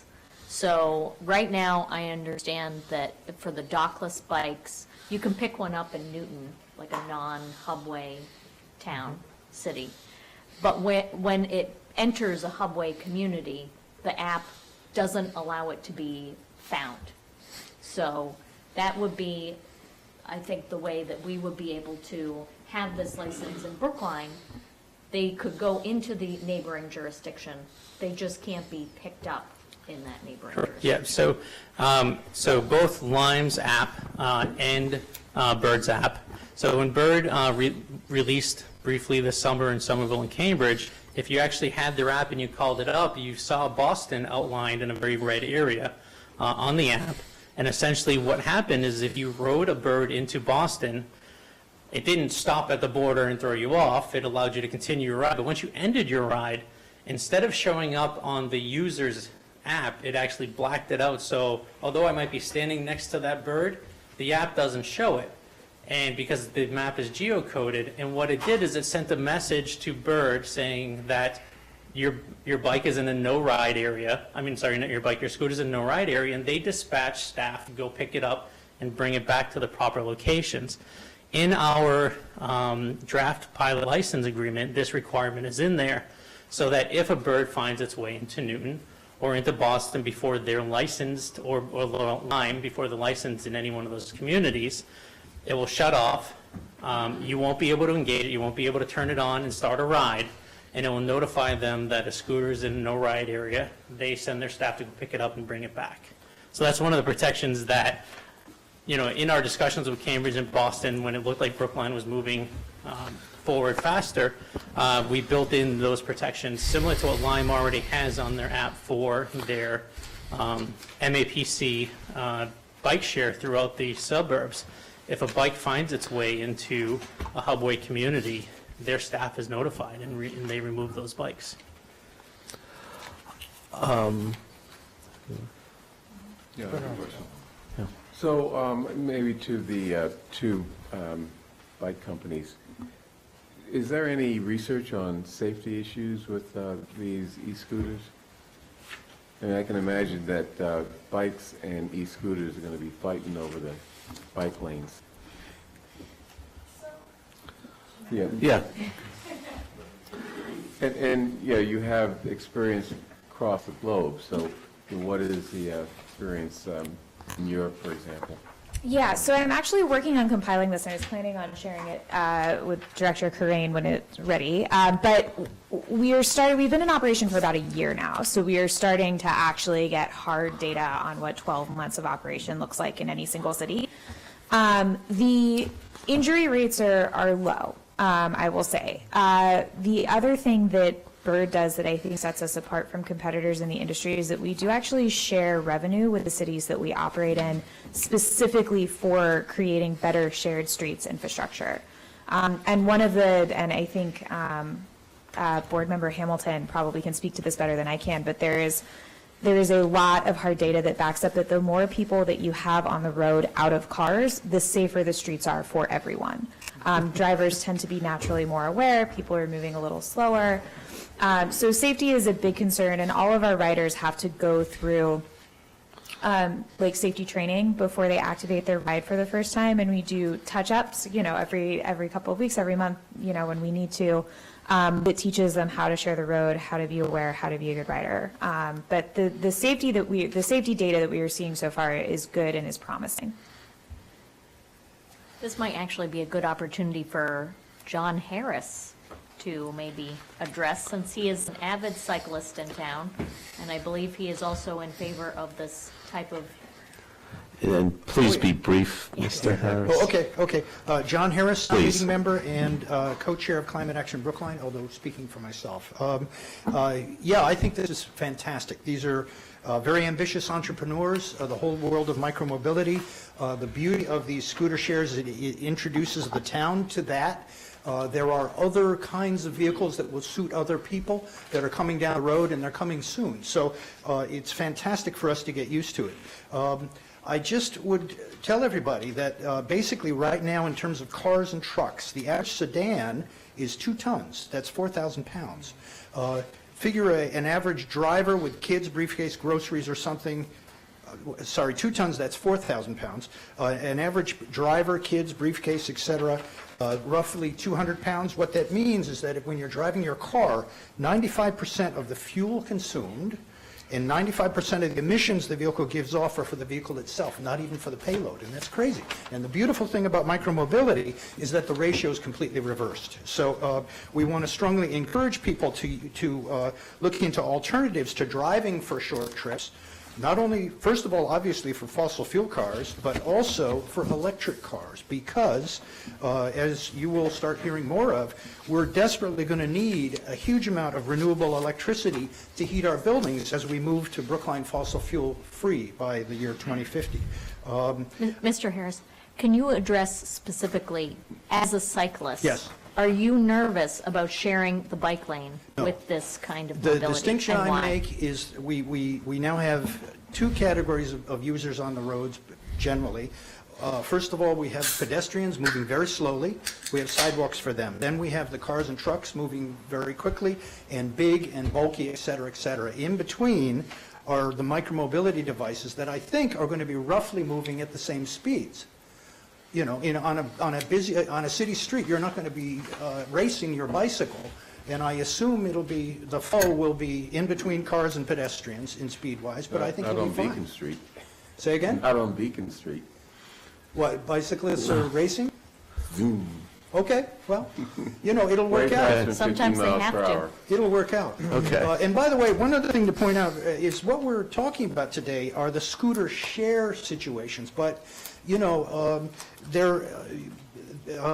these scooters the prices are going down to buy scooters. A scooter that 6-8 months ago was about $1,000. Hugh and I were quoted a price of a pretty good-looking model for about $600. And the price is going to keep going down. So people are going to be buying these things. So we all have to kind of get used to these things being on the road. And I think it's going to be a very healthy, just like you have bike share and privately owned bikes, I think we're going to have scooter share and privately owned scooters. And I think it'll all work out, and we should get used to it.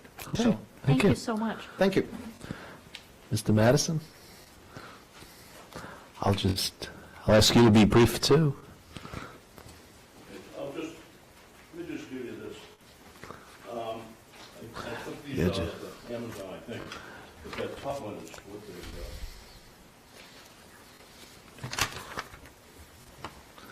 they Hugh Madison, Precinct 5, Town Meeting Member. I just wanted to, I think these are going to become very popular, and hopefully they won't be a nuisance and won't be a danger. But the one issue that was brought up, what happens when they go across the line into Boston, or they just disappear? And I have to think this is going to be regionally managed, because probably half the trips would be going into Boston somewhere. You ever go down Harvard Street to Alston, or go over to Northeastern, anywhere, you're in Boston. So I think a regional approach has to be figured out, and I don't see why, if you have a GPS on it, I don't see why it has to stop at the town line. I think the configuration, this is one configuration, but I think the configurations are going to change. They're going to evolve so that elderly want seats. People ask, well, what about a basket? Can I pick up anything? So they'll probably have a basket. The wheels may be bigger, so they when you hit a pothole, you won't go head over heels. Some may have 3 wheels. It might be 2 wheels in back for balance. So there are going to be, I think, a lot of varieties that people will choose, and I think people will buy them privately. As you can see, they're $400 and $500 through, I think Walmart has them, and Amazon, and so I think those will come. There are a couple of implications for the town in terms of building codes. These are just a plug-in into a regular electrical socket. So as we start to put in bike facilities, we have to start putting in electrical sockets, because people are going to be wanting to charge these right along with, if they go to work, if they take this to work, you don't want to charge it while they're at work. Now, these go about 20 miles on a charge, so that's 2 or 3 days. If you were going 3 miles to work each way, you could charge it every 3 days. You'd get a full charge while you were at work. So that kind of thing might go into the building code or into the zoning bylaw. Bike lanes, we're going to make the bike lanes better, because you can't have a lot of potholes and grates and storm drains, that kind of thing, in a bike lane, because that will do a lot of damage on these. Anyway, I look forward to seeing these roll out pretty quick. And I think, as I say, I think they're going to be private as well as public. Okay. Thank you.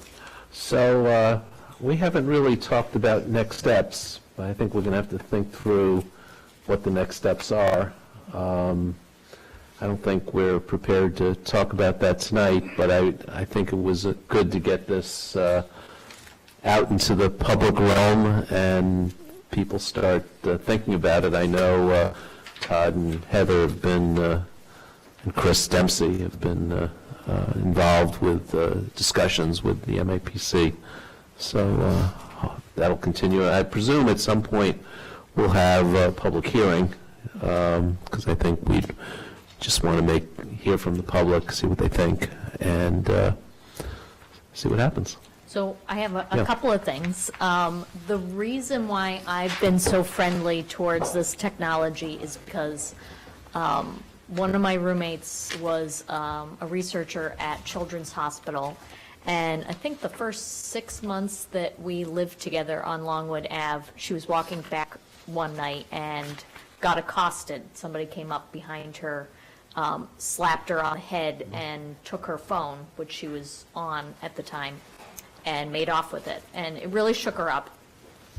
And it was about a year later that she actually purchased a Razor scooter so that she wasn't, walking all by herself. So I'm not surprised about the female adoption rate at all. A woman is on heightened alert when she realizes that she is walking alone and she does not see another person. The other thing that I will add is I work in the seaport, and I constantly find myself going to places that are just a little too far to walk, just a little too far. And I think that this is the perfect technology. And unfortunately, the seaport really incentivizes driving. So this would definitely get me out of my car and get me onto something that is electrically powered. And the last point I will make is one of the biggest surprises when I came onto the board and took over the Hubway Committee was that Brookline was the only community that didn't have winter operations for its Hubway. So how can we expect people to come to rely on a transportation when we take it away for 6 to 7 months out of the year? And so I know that Select Person Franco will have lots of questions as to why now, why right before winter? And it's because we'll have control over the pilot, and you learn a lot about what can go wrong when you have inclement weather. Like, that's when you troubleshoot. You don't troubleshoot during the, 70, 80-degree days that are sunny. You troubleshoot when you expect things to go wrong. That's when you learn the most. So that's what I will say. Okay, so more to come. Thank you very much. It's going to be interesting. Okay, moving along, I asked Planning Director Allison Steinfeld to give us a little update on where we are with Chapter 40B and the Safe Harbor, because we've got a whole bunch of projects still in the pipeline, and we just got another potential project to be placed in the pipeline. So, Ms. Steinfeld. Thank you. Allison Steinfeld, Planning Director. We're not at 10% yet, but I do have some good news. First, as of yesterday, the town of Brookline may apply to Department of Housing and Community Development for certification of our housing production plan in order to provide us a 2-year safe harbor.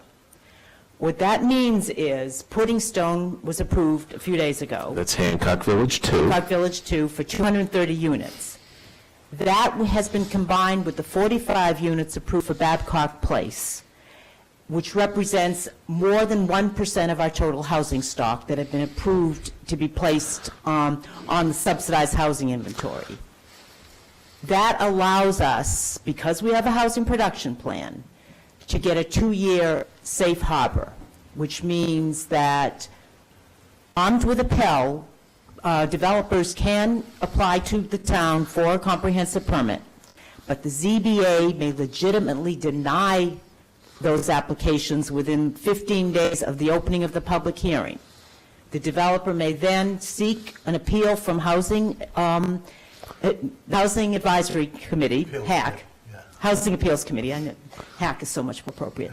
And HAC will uphold the town's decision. Now, and I will get back to more on the safe harbor, but first let me give you the other bit of news. We are now at 9.89%. 29 units short. But, and it's a big but, that SHI is going to fluctuate over the next few years.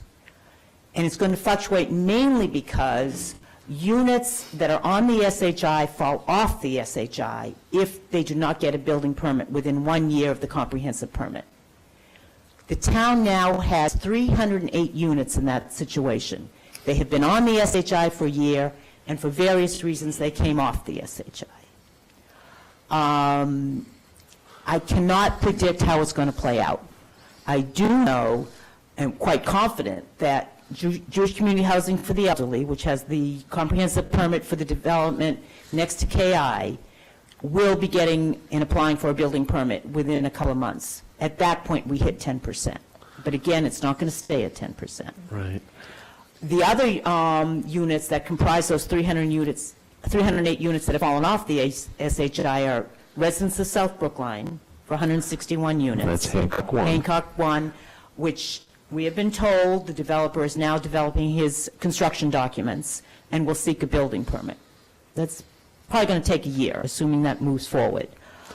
40 Center Street for 40 units is in litigation, so it's off the SHI. So the Hancock litigation is done. Is done. So they can come in tomorrow for a building permit, but Except they don't have the- the construction Right, documents. right. Construction documents take a long time. Right. Particularly for a complicated project like Hancock, any of the Hancock Village ones. Then there's also 1180 Beacon, wrong one, 1180 Boylston, which is the old Gulf Station on the corner of Hammond and Route 9.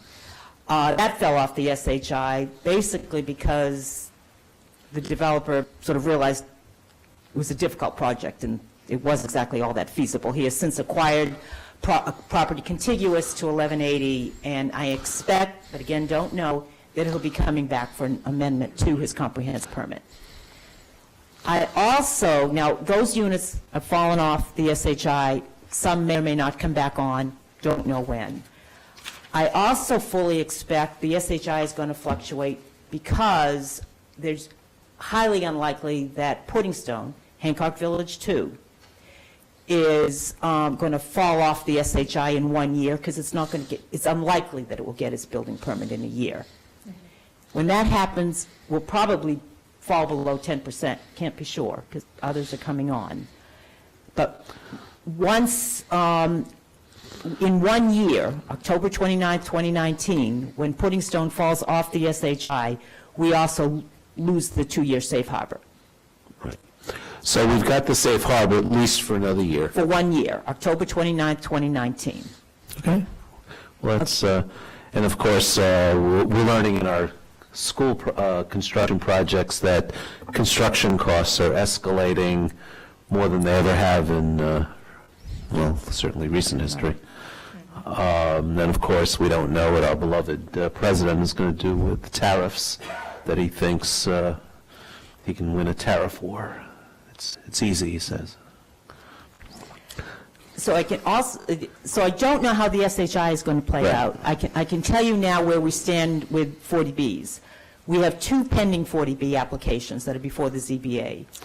The Coolidge, which is Wallow Durgan, is on hold, only because we're going to see how the Coolidge Corner Study Committee plays out. Right. There's 1299 Beacon Street, which is Nina's. That is moving forward, and it's possible that there will be an approval of comprehensive permit within a few months. Again, can't be sure, but right now it's proposed at 74 units. Meanwhile, What was it originally? I'm sorry, it's always been 74. Okay, so- Wait, so they let me haven't- just make sure. Now, they came in higher and then, Yeah, a while, that's right, it's been Yeah. a long time. They did come drop down. I think it was 99 at one point. yeah, right. After 15, it starts to Yeah. all meld together. There are 2 in the queue. These have applied for comprehensive permits. You know, if we hit 10% today, it doesn't matter, they're protected, as though we haven't hit 10%. But the Hampton Court, which is 1223 Beacon, owned by Chestnut Hill Realty, is waiting, and we will now bring it forward and open up a public hearing. Then there's 445, wait, there's so many addresses. JFK Place, which is 455 Harvard, Shimon's gas station, that's waiting in line as well. And we will pull them forward as we progress. There's one more that the chair alluded to, and that's 500 Harvard Street, which is the old Rubens Deli, has applied to the state for a project eligibility letter. And you will be hearing that there will be a public hearing before the Select Board on December 4th to hear the project and to start to deliberate as to how you want to respond on the Pell. Of course, they're going to be within the one-year safe harbor. Correct. Let me just say that, I mean, obviously, we've been focused on hitting the 10%. And certainly, I've spent 5 years focused on that. Once we hit the 10%, we will regain control over development. And we will be able to apply our zoning bylaw in order to protect our residential neighborhoods. But that doesn't mean that the planning department won't continue to support our existing affordable housing stock and to try to promote and create more affordable housing in the town. So just because we're hitting the 10% within the next year or so doesn't mean we won't continue to try to diversify the town and expand housing opportunities. And if I may, I never like to miss an opportunity when I'm before the board to acknowledge the hard work of the ZBA. I mean, it's really been quite extraordinary, and their dedication, commitment, and their knowledge have been instrumental in moving us forward to the 10%. So, also, once we gain control, 40B has been a tool that allows developers to be in control, but it can also be a tool to permit a project we like that might need some zoning relief, but we're in control. So, it kind of shifts it back to us, and in a good way. So then it's just another permitting tool. So that's kind of the goal, hopefully. Perhaps I missed this, but what's the status of Waldo Durgan? Well, let me address that. Good, thank you. I'm glad you asked. Monday, and I should have said this in our earlier announcements, we're having a community meeting to kind of present to the community the status of where it is and the nature of the proposal that's before the Coolidge Corner Study Committee, which has been meeting now for something like a year and a half. And we've gone through some fits and starts.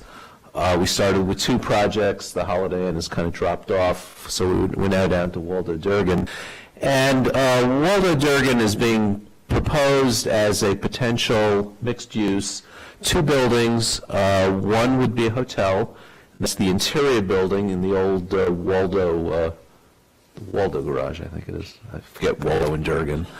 And the interior building is being proposed at, I think it's 8 stories, 8 or 9 stories, somewhere in that range. That's the hotel. And then at the corner of John and Pleasant, that's a residential building that's being proposed. Currently, I think they're down to 12 stories. And so you say, gosh, 12 stories. Why so big?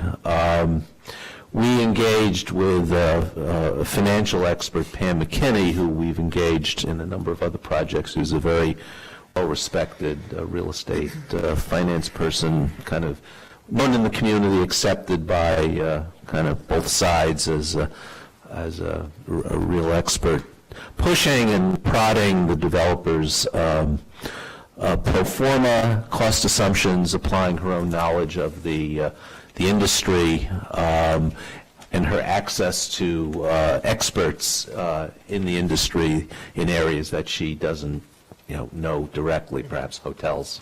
And what we got from her was kind of, here's where you start hitting the project being not feasible. So we feel fairly comfortable that we've kind of pushed them as far as we could, as confirmed with confirmed by Ms. McKinney. So we're faced with something like that, or something that, or a 40B, That could be twice the size. that, well, actually, the 40B is a similar size, Yeah. but it's very different. It's a big 12-story block, 12-story through the whole thing. And the fiscal impact on the town would be much greater. It would produce much less tax revenue, produce more demand for services. So, you know, we're kind of faced with a choice. And we also have control over the kinds of benefits that we as a town can get out of it. And I think a hotel over there especially will really add to the vibrancy of Coolidge Corner. So I'm feeling really good. Yeah. Well, no, finish your. Oh, and but we're going to be presenting it to the Coolidge Corner community Monday night at the Walter Durgan Garage. I believe it's at 7 o'clock. And There will be heat. And there will be heat, I'm told, and there will be light. And the goal is if the committee recommends this alternate proposal to the proposed 40B, we would be coming before the spring 2019 town meeting with a zoning proposal to enable this. And it would also be a developer's agreement. So will this alternate proposal have similar rental rates as the original proposal? They had- Probably. Okay, so 11,000 plus for. Well, I don't. 13,000. Yeah, I don't know. For a month. So they will, you're right, they will meet actually, one of the things, you know, people were very worried about the height. And one way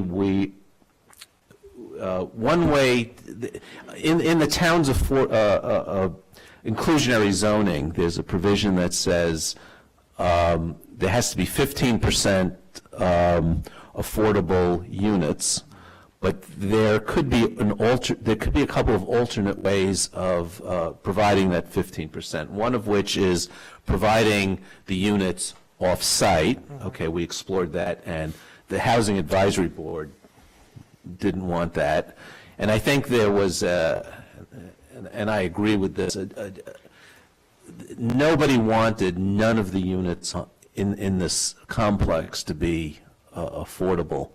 So then there's another alternative, which is to make a cash contribution to the Housing Trust Fund. So we batted that around. We went before the Housing Advisory Board and came up with a proposal that allows Chestnut Hill Realty to buy out half of the units. Now you're saying, oh gosh, we're letting them buy out the units. But because of the price of real estate over there, each unit is, the buyout price is approximately $325,000 a unit. We're letting them buy out 10 units, so that's going to yield an over $3 million contribution to our Housing Trust Fund. And we can actually create more units with that. We can leverage that money to create more units than we would be getting on site. So the Housing Advisory Board thought that was a good compromise, and it brought it down a story. So I guess my concern is not the height of the building or even, affordable housing, supply, rather the impact on that community's rental rates is going to be significant, with the rental rates that were originally proposed. And that, we can talk about adding affordable units, but then that is going to take out a lot of affordability from the, local community rental housing. So I think this proposal is exciting. I'm anxious to hear how Monday night goes. I am too. What's the status of the 40B application? Is it pending and could resurface, or? It's pending and on hold, pending to see what happens with this. So amongst the proceedings that are on hold is this. Correct. Walter So Durgan. it's, 40B is 299 units, of which 20% would be affordable. So you'd have 299 minus 80% of 290, so 240-ish would be market rate, 60-ish would be affordable. So versus. we're covering low-income affordability, and we're reducing middle-income affordability.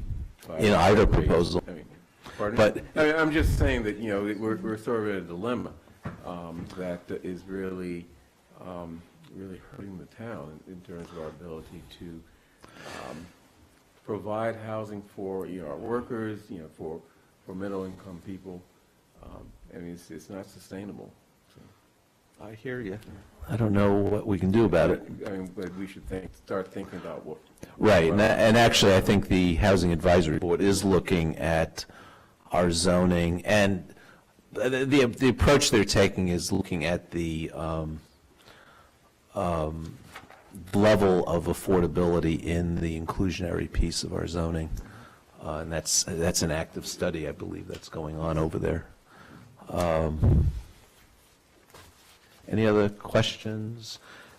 We do have a letter that I'd like a vote authorizing me to sign a letter to the Department of Housing and Community Development, asking them to certify us as being in the safe harbor. That seems like a good thing to do, non-controversial. Any discussion? So I'll move that I be authorized to sign it. All those in favor, please say aye. Selectperson Franco? Aye. Selectperson Heller? Aye. Selectperson Green? Aye. Selectperson Hamilton? Aye. And the chair votes aye. Thank you. Great, thank you very much. Okay, moving right along, and I'm sorry we're running late. This has been quite a full agenda. And next up is Minnie Calori. Come on up. You'd like to join the financial, what are we calling it? Fiscal advisory. Fiscal Advisory, BFAC. Brookline Fiscal Advisory Committee. B, BFAC. BFAC or pool or square, whatever. Okay, so tell us about yourself and your interest in the committee. Okay, Yeah. first of all, I would like to thank the Select Board for giving me an opportunity to actually, interview for this important committee. I've been a resident of Brookline. My family has been proud to call Brookline for the past 12 years. And I think there are 4 aspects that I'd like to just quickly touch on in terms of the relevance to the committee. I've been active in the schools. My son went to Runkle, and then he went to Brookline High, and I've been active in both communities. The second is within the neighborhood. I'm active in the neighborhood that I live in, which is Fisher Hill.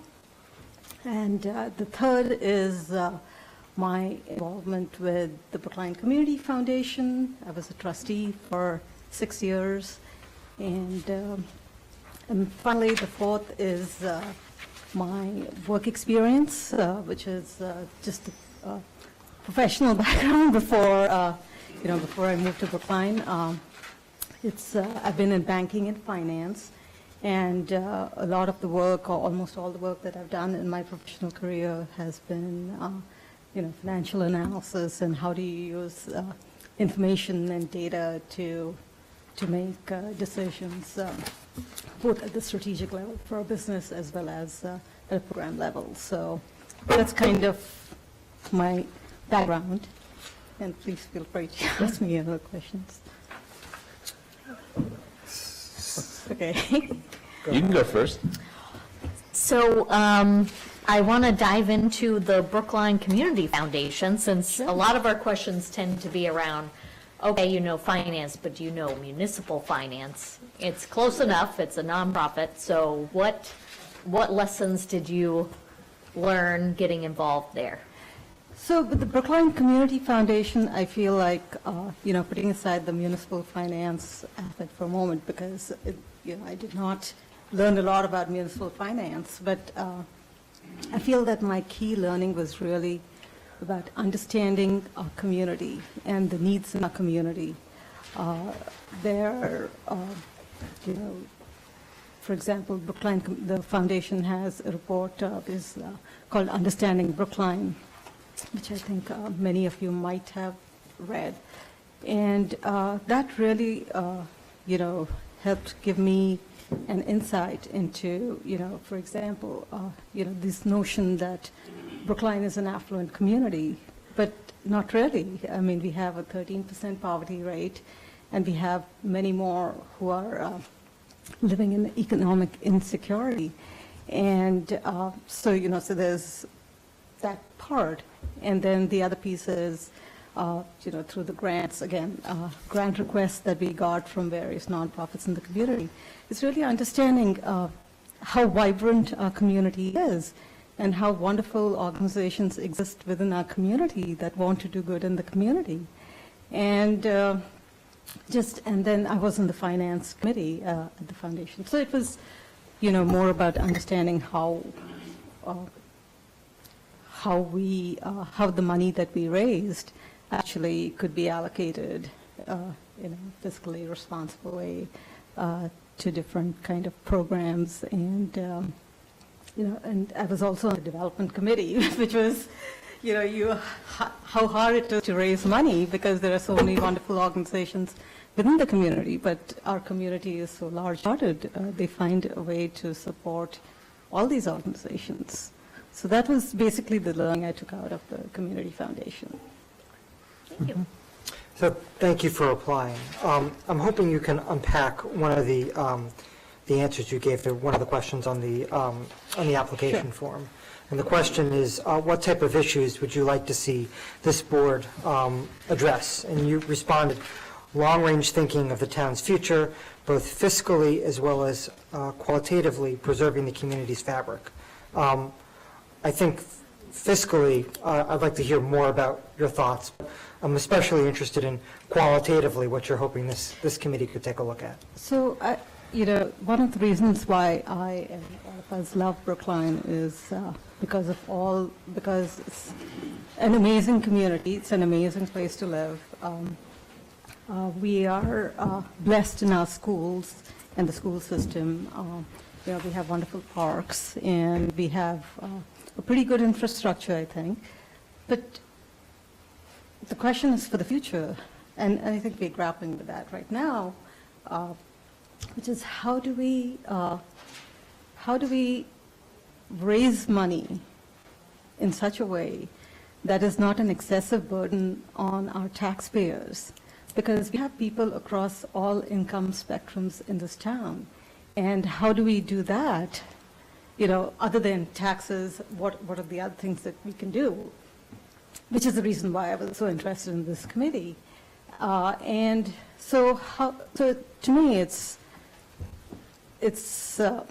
really important that we think about just what Brookline is, and whether, for example, if we raise taxes beyond a certain point, what does that do to the affordability of Brookline? Who are the people who are going to be left behind in Brookline? And this is not maybe immediately for the very short term, but, over time, these are things that at least I, as a resident, I'm interested in preserving.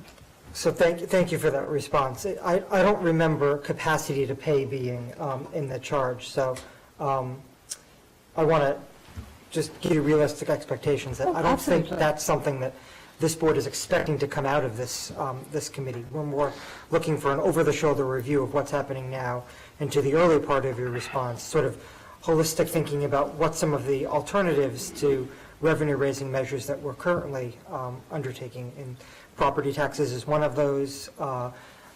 Licensing of new types of retail establishments, marijuana. We started the meeting talking about that, as well as economic development more broadly. So thank you for your answer to that question. Anyone else? Well, Mr. Selectperson Franco basically took my question, but I'm going to try to see if there's an edge of that he left out that I can ask about. Yeah. Mr. Franco is very, very smart in these things. So the way I looked at your answer to that question was, you're looking at the importance of balancing, fiscal versus what you call qualitative concerns. I mean, if you ignore the qualitative side, for example, deferred maintenance, you're going to have an impact on the fiscal side. Maybe not immediately, but eventually it's going to catch up with you. And so the question is whether that's a prudent approach to take. I mean, maybe fiscally sound, but is it a prudent approach to take, with a broad, long-range perspective? So I guess that was what I read in that. Is that what you're thinking? And maybe you can elaborate a little bit. So, even when I was working in banking, the data is data, and the numbers are the numbers. But you always overlay it with, so you overlay the quantitative side with some kind of qualitative factors. So it's an overlay, and you make judgment calls. But just looking only at one aspect, I think, does not necessarily give you, the best answer. So yes, I mean, I'm a data person. I mean, that's in my background, and that's how I kind of think of information and all that. But I think you do need to think about, other aspects in order to just provide that finessed look at whatever it is that you're recommending. Go. So I'm curious as to how you view your experience, whether it's in the private sector or in the community sector, as really translating into understanding a fairly complex municipal financial scheme and policy scheme. And do you see yourself being able to do that? So in terms of, and I think I just referred to it earlier, in terms of the municipal, finance experience, I have no municipal finance experience, and I'll be very upfront about that. What I do have is financial analysis experience, and, just in terms of being able to look at, identify different metrics and set up kind of thresholds and, churn data in different ways and present data in different ways in order to be able to make decisions. So that is where I see my experience coming into play. Yes, it's not directly in municipal finance, but the principles of finance and principles of accounting, I would imagine, are pretty kind of you can learn quickly. all over the thing. And I do have an accounting undergrad degree. Long time ago, but It comes in handy every once in a it while. does come in handy. Okay, I think we'll be making some decisions in the next week or two. Okay. So, okay. All right. Thank you for applying. Thank you. Okay. Next up is,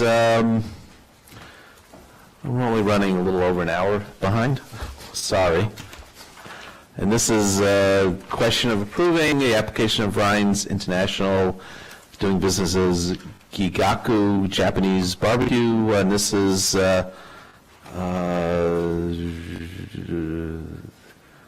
changing the ownership and a manager.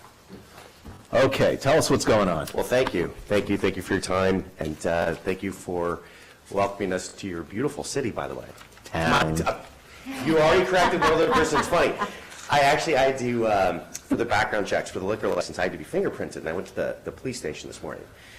And I did not I had to bring a check for $50. And I purposely did not write it out because I sensed that I was going to write the check and write city. And then the clerk was telling me, it's town, please make sure you write town, not city. But in all seriousness. The bank would have taken it. Yeah, I'm sure. But I mean it sincerely. This is my first time in Brookline. Very impressed with your town. I travel the world for this job, and it's been quite a day, and it's been enjoyable, and I look forward to returning. I sense the pride, the municipal pride that you do have for your town, so I just want to commend you on that. So. Thank you. Well, thank you for sitting through Yeah, our you sat through a lot of stuff. At least Game 6 is not tonight. Yeah. Right? At least Game 6, because I was actually offered tickets for tonight's game, so this would have been really rough. So tell us what's going on here. So about... Yeah, we've seen this before. Yeah. Yeah, I think you guys did have a hearing, I know that... Not too long ago. Not too long ago, yeah. And So it was a little, there was a little confusion. 100%, especially on our end as well, too. So I apologize for anything that may have been on our end. But our company, our parent company actually sold the transaction was completed about 18 months ago. We've been playing catch up with a lot of administrative functions. We have locations. We have over 700 locations globally. We have about 50 here in the United States. We are continuing to expand. As you know, every town and city is very different with regards to compliance issues, especially regarding liquor licenses. So we have been slowly but surely updating everything. We're sold to a public company, Colawide International. They have 6,500 locations. They're a public company traded in Japan. They bought actually Reigns International, which is a Hawaiian company. That's our parent company.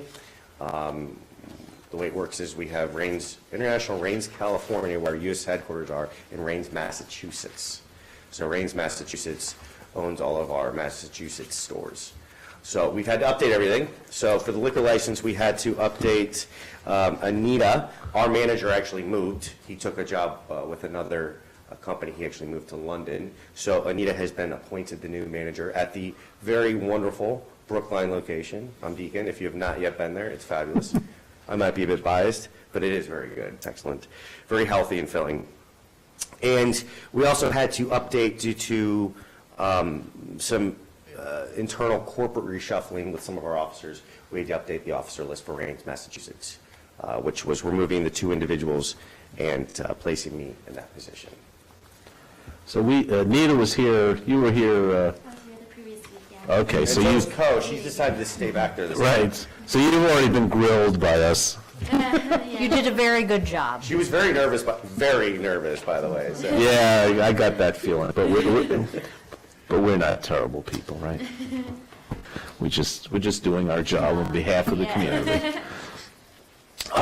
So you're aware of the Brookline rules? Yeah. I actually spoke with Lieutenant Michael, I believe.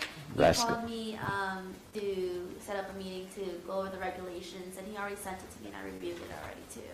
So it's supposed to be today, but of course the meeting was today, so he said whenever the meeting's over, whenever we're free, yeah. Okay, so you're down the street from BU, so just be aware that we take our liquor enforcement very seriously, especially close to the universities, BU and BC on the other end of town.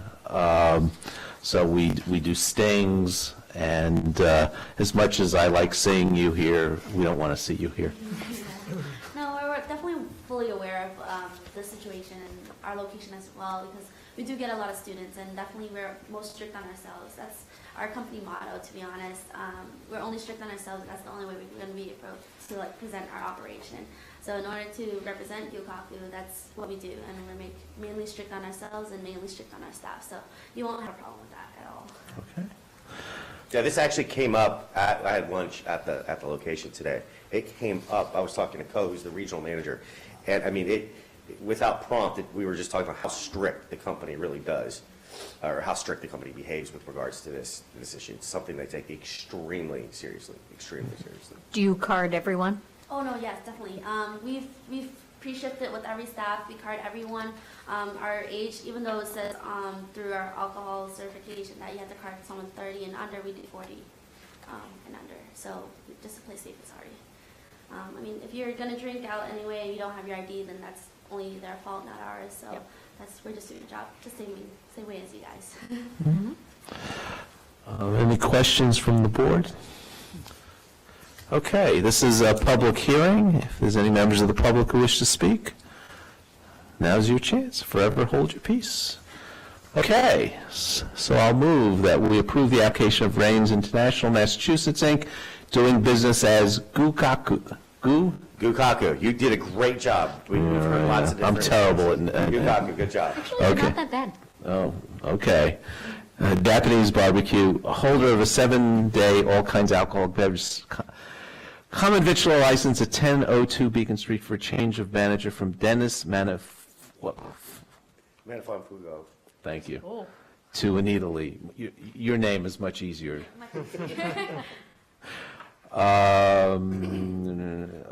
And I'll also move that we approve the application of Rains International Massachusetts, doing business as Gikaku, Japanese barbecue, holder of 7-day all kinds of alcoholic beverage common victular license at 1002 Beacon Street for a change of beneficial interest, removing Akitsuku Yamaguchi and Hirutsugu, and appointing Peter Potente. Oh, that one I should have gotten. That was a softball. Yeah. Rains International USA Company Limited retains 100% of the stock. All those in favor, please say aye. Select Person Franco. Aye. Select Person Heller. Aye. Select Person Green. Aye. Select Person Hamilton. Aye. And the chair votes aye. And I'll also move that we approve the application. Oh, no, that's next one. Okay. So that's it. That's it. You're done. Thank you, board. Okay, Appreciate it. thank you. so much. Okay. Thank you for waiting. You're welcome. Thank you.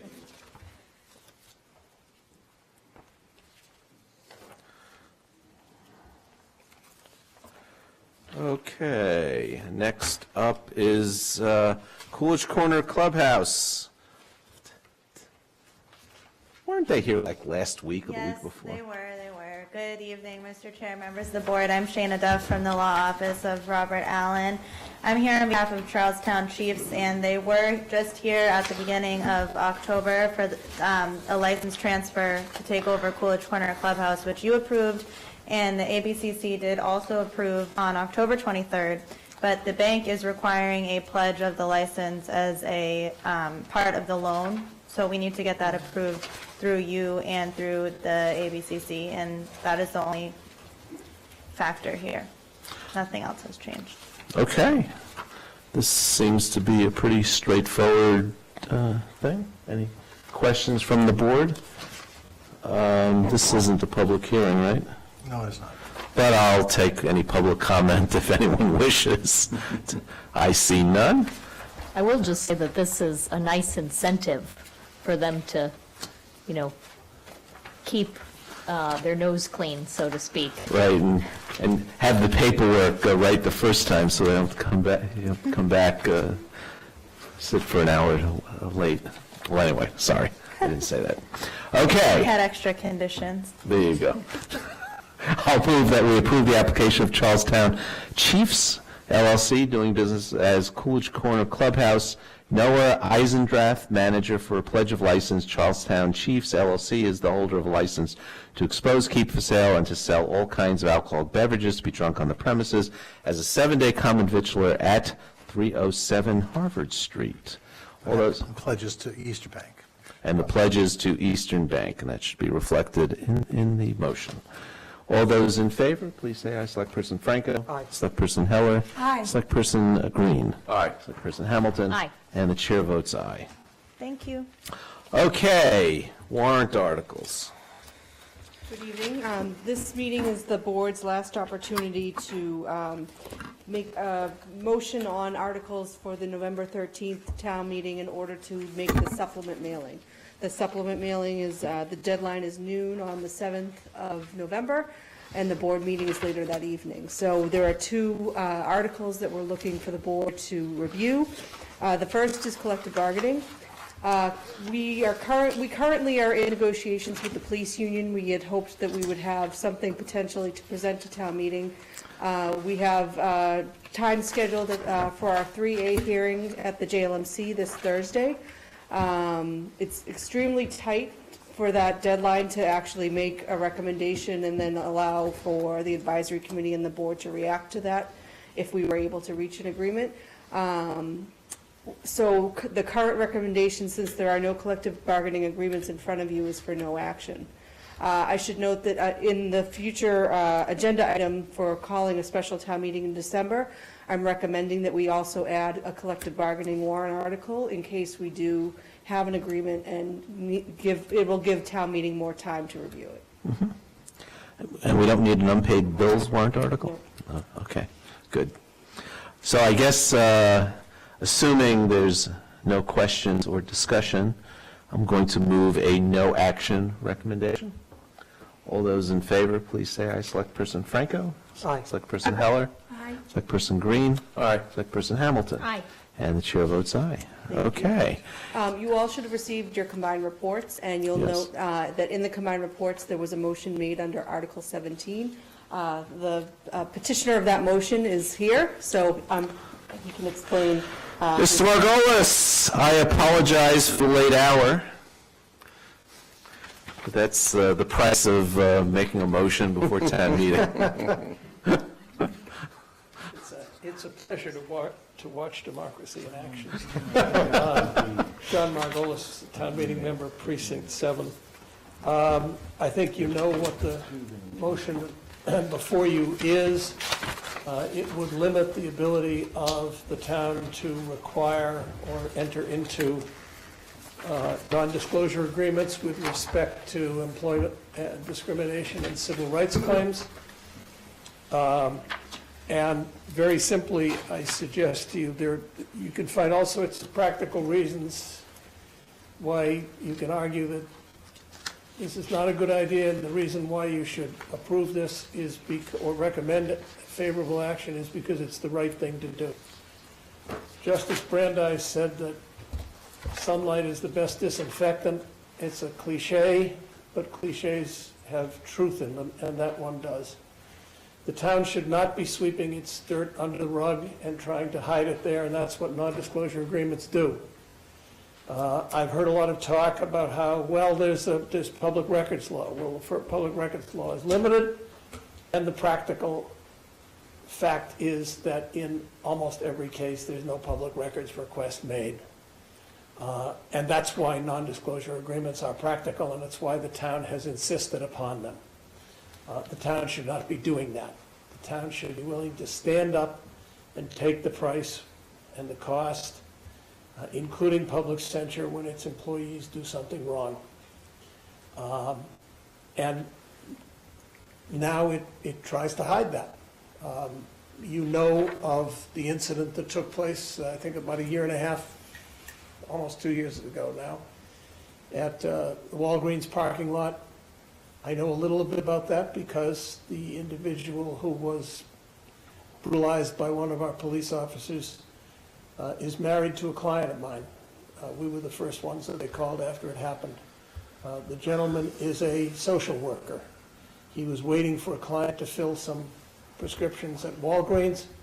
One of our police officers, who was on a detail, accosted him, made him get down on the ground, and stepped on him.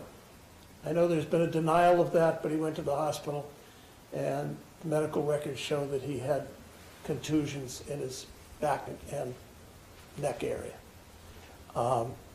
And yet, when it came to negotiating a settlement of that, as I understand it, the town insisted upon a non-disclosure agreement. I don't think the town should be doing that. Now, I do this kind of law, but I'm here speaking not as a plaintiff's lawyer. I'm here speaking as a town meeting member and a citizen of the town. That's not what Brookline should be about. We should be willing to stand up and admit when our employees do something wrong. If we settle a case, when we say we didn't do something wrong, let that discussion be had. Don't try to hide it. Very simply, that's what I think in the end this proposal has to do with. Okay. So, as you know, I was before the advisory committee earlier this evening about this issue, and many points were made about the fact that, first of all, you know, we've had 10 cases in 10 years all over the map in terms of the departments, and but it's statistically pretty insignificant. And there are many disadvantages, which we've discussed here already, and the advisory committee discussed tonight, to the town, to its employees, and to the claimants in terms of not negotiating these agreements. Now, the plaintiffs can always walk away and say, no, I don't want to engage in that, and I'm going to take my matter to court and have a full-blown trial, and that's everybody's right. But one thing that I think is a fundamental flaw in your amendment and in the original warrant article is that there's an underlying assumption that the claimant is the victim. And we would all like the world to be perfect. We would all like it to be only people who are aggrieved and who have been imposed upon to seek redress. But we know that that's not the case. We know that in instances all around us and all in our society, there are people who take advantage of situations and who I can envision a claimant who accuses someone in the town of doing something and the person never did it.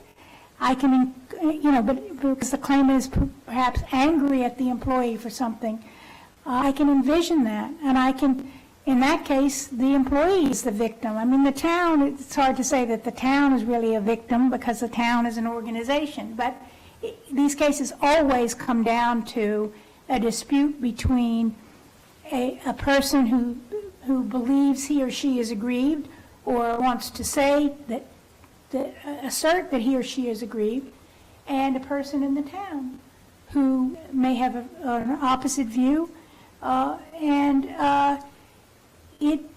it's not fair. It's fundamentally unfair to say that claimants are the only victims in these situations. So we've discussed at this board last time around all the reasons why we believe that we should enter into this agreement, but I think your amendment, thank you very much, brought home to me very clearly why this is so fundamentally unfair. The advisory committee, just for the edification of my fellow board members, voted 19 in favor of your amendment, 1, opposed 19, and 2 abstentions. If I may respond to what you said, there's nothing to stop someone from making an outrageous, unfounded, even malicious claim now and making it in public. Permitting the town to require as a condition of settlement that there be a non-disclosure agreement isn't going to stop that from happening. That can continue to happen. But and the idea that there have been 10 of these in 10 years, well, if there have only been 10, then maybe it's not a serious deficit to the town if we say you can't conceal what the settlement was and what happened. And you can't, you can't throttle people from talking. Justice Holmes, who was Justice Brandeis' great colleague on the court, said the best test of truth is the power to get itself accepted in the market. The best test of truth is not to try to obscure what went on. There are unfounded claims that are made. Even I, as a plaintiff's lawyer, I sometimes read a case and say, what was going on here? Then you talk to the plaintiff's lawyer and he said, well, the judge didn't actually tell you what went on here, but that's something else. But yes, those things can happen. But I think it's better for there to be disclosure. And it's a mistake that people do, you know, we lawyers do it too all the time. We treat negotiations as if they're between equal parties. They're not. The town has a budget of hundreds of millions of dollars. The cost of defending a lawsuit for employment discrimination or police brutality is a fly speck in the town's budget. The people who make those claims are seldom affluent. They have limited resources. They are not represented by large, profitable law firms. They're represented by sole practitioners and small law firms. It's a real burden on them. So when you get into a negotiation and the town says, well, we'll pay you some money, but you've got to agree that you're not going to talk about it, you're not going to tell anybody what happened. That's not a free negotiation. That's having your arm twisted hard. And I think we should recognize that. Now, if the town is permitted to do it, the town will continue to do it. My point is the town should not be permitted to do it. Well, I think what you said was that, you know, the person could come out and just in the very beginning and say what he or she will about the conduct that he or she is aggrieved about. And yes, that's true. And there's no way to take that back. But in fact, if the claimant, as you acknowledge, is doing this for the wrong reasons, the employee here in this instance is the true victim, but you give that victim no rights, absolutely none. And the employee wants to be protected and doesn't want this to go on and wants the claimant to be quiet. There's no way to force that and no way to stop this egregious behavior. So, you know, you're taking away a valuable tool. If the claimant wants to settle and wants to end this and not have the burden of pursuing the matter, you know, then they need to enter into a negotiation. And that negotiation may include a non-disclosure agreement. But, you know, you can't take away a tool from the town and not, and advantage the claimant in every single way.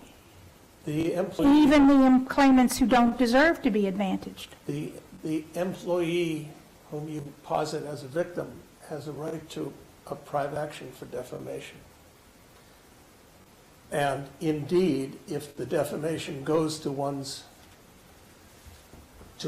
livelihood, that is what's known as defamation per se, and special damages or effectively punitive damages are automatically allowable if the jury awards them. So that it's not as if the employee is without recourse. Well, again, that is a very difficult road to hoe. You know that. And it's costly. The victims who are town employees are also not in a position, they're not wealthy millionaires who can afford to defend this or prosecute this kind of case. They're just not. I would only respond that I have not heard of a single case in Brookline in which an employee has been defamed in that way. And it hasn't been raised in defense of the town's present position. It's theoretically possible. Is it a real risk? I think it's much less of a risk than the risk that the public doesn't find out what's happening. In the case that I mentioned, the case of police brutality, there was no police report that was made. That's conduct that I think that's terrible. But that's not fixed by a non-disclosure agreement. There was, no, but, you know, the fact that these things are more likely to come out makes it more likely that town employees will turn square corners with the public, and that's all I'm suggesting we ought to do. That's great. Not all claims are, that we're talking about are false claims or bad claims. There are a lot of claims that are sort of ambiguous. You know, I think that you're saying something to me that's racist, but in fact, you're just a jerk. And if I file a claim, maybe as we work through the process, we realize, or I realize that, well, you know, this is be a difficult claim to prosecute because, you know, maybe he's not a racist, he's just a jerk. But maybe an out for me is to settle the case, I get some money, the town gets to avoid litigation, and, you know, one of the tools we use to put that together is a non-disclosure agreement. So I mean, I think that, you know, the way it's being discussed is as if, you know, all claims are valid or all claims are invalid. In fact, there's a big ambiguity or ambiguous field in between those. I agree with you. That's why almost all cases are settled. But in those cases, the kind of case that you talk about, is anybody going to go out and try to get a lot of publicity, much less obtain a lot of publicity for that kind of a compromise? In my experience, which goes back a ways, no. I have had a lot of clients who come to me and they're all up in arms and they say, you know, I want to write a book. And I say to them, nobody's going to want to publish that book. Maybe you should read the tab and about some incidents here in Brookline. They tend to be transient. I mean, this is, I don't pretend that this is absolutely clear, that all truth is on one side, but I don't think it's on the other either.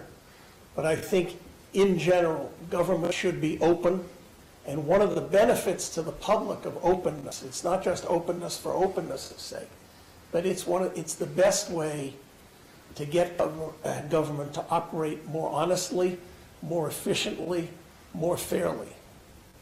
That's what sunlight laws are all about, and that's, in the end, what this should be all about. You know, and I've said this to many a client and opposing counsel, once or twice to judges, if everybody acted the way they should, I'd be on the street selling apples. I'm willing to do that, even though I'm a lousy apple salesman.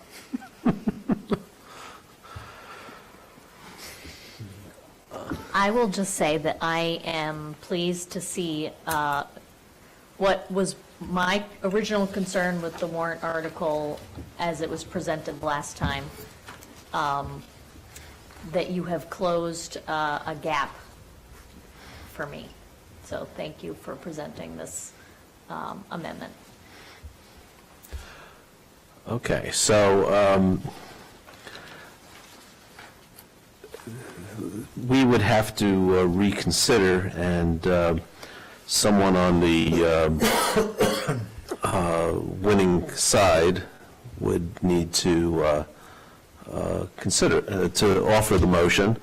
So does anyone wish to offer the motion to reconsider? So we have a standing no action recommendation, so just kind of taking, this is the way the advisory committee works, so I guess that's the way we ought to do it.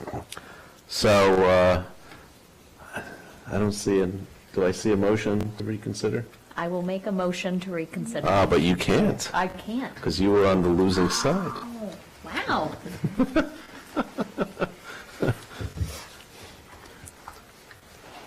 Well, You know what, I'll make a motion to reconsider. okay, and I'll leave, okay, so there's a motion to reconsider, so we'll take the vote. All those in favor of the motion to reconsider, say aye. Select Person Franco? No. Select Person Heller? No. Select Person Green? No. Select Person Hamilton? Yes. And the chair votes no. So, okay. For your time. Thank you. Okay. So last item is the matter of calling a special town meeting. Good evening. You earlier tonight had a presentation on the potential purchase of 15 to 19 Oak Street.